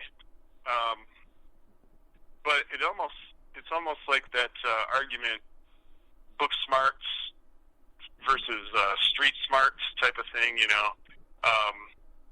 it's almost like he outthinks himself sometimes, where maybe he doesn't follow his intuition as much as he should, because a lot of times in baseball you can sit there and analyze the statistics and you can say, well, this guy doesn't bat as well against left-handed hitters, but he's been hot lately, or left-handed pitchers, but he's been hot lately.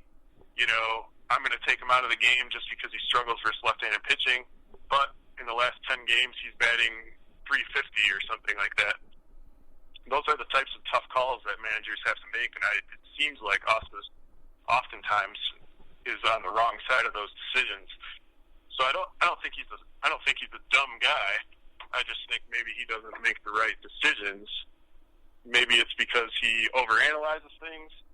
Maybe it's because he doesn't follow his gut. Maybe it's because his gut instinct is wrong. But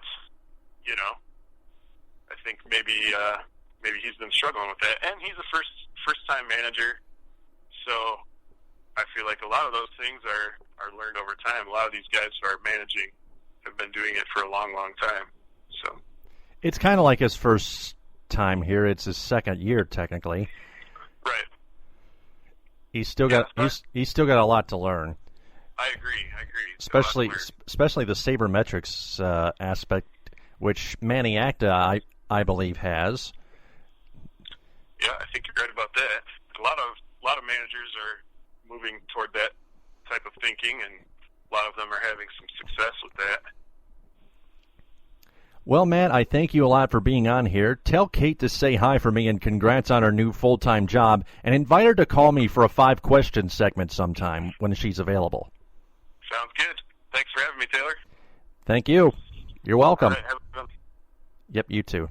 Thanks. All right. Bye. Bye. And that was Matt Lovely. I invited Kate Keenan. I had to have Matt Lovely invite his girlfriend Kate Keenan on for a 5-question segment. Ausmus is a first-time manager, his second year in the majors, but I just don't think Ausmus is ready to lead a championship team. I think the Tigers have to move forward with Manny Acta. Well, that about does it for episode 164 of the Detroit Sports Truth. If you have any questions or any suggestions, anything you want more of or less of on my show, please give me a holler. Look up my contact information. It's all there. I thank you all for listening and downloading. Please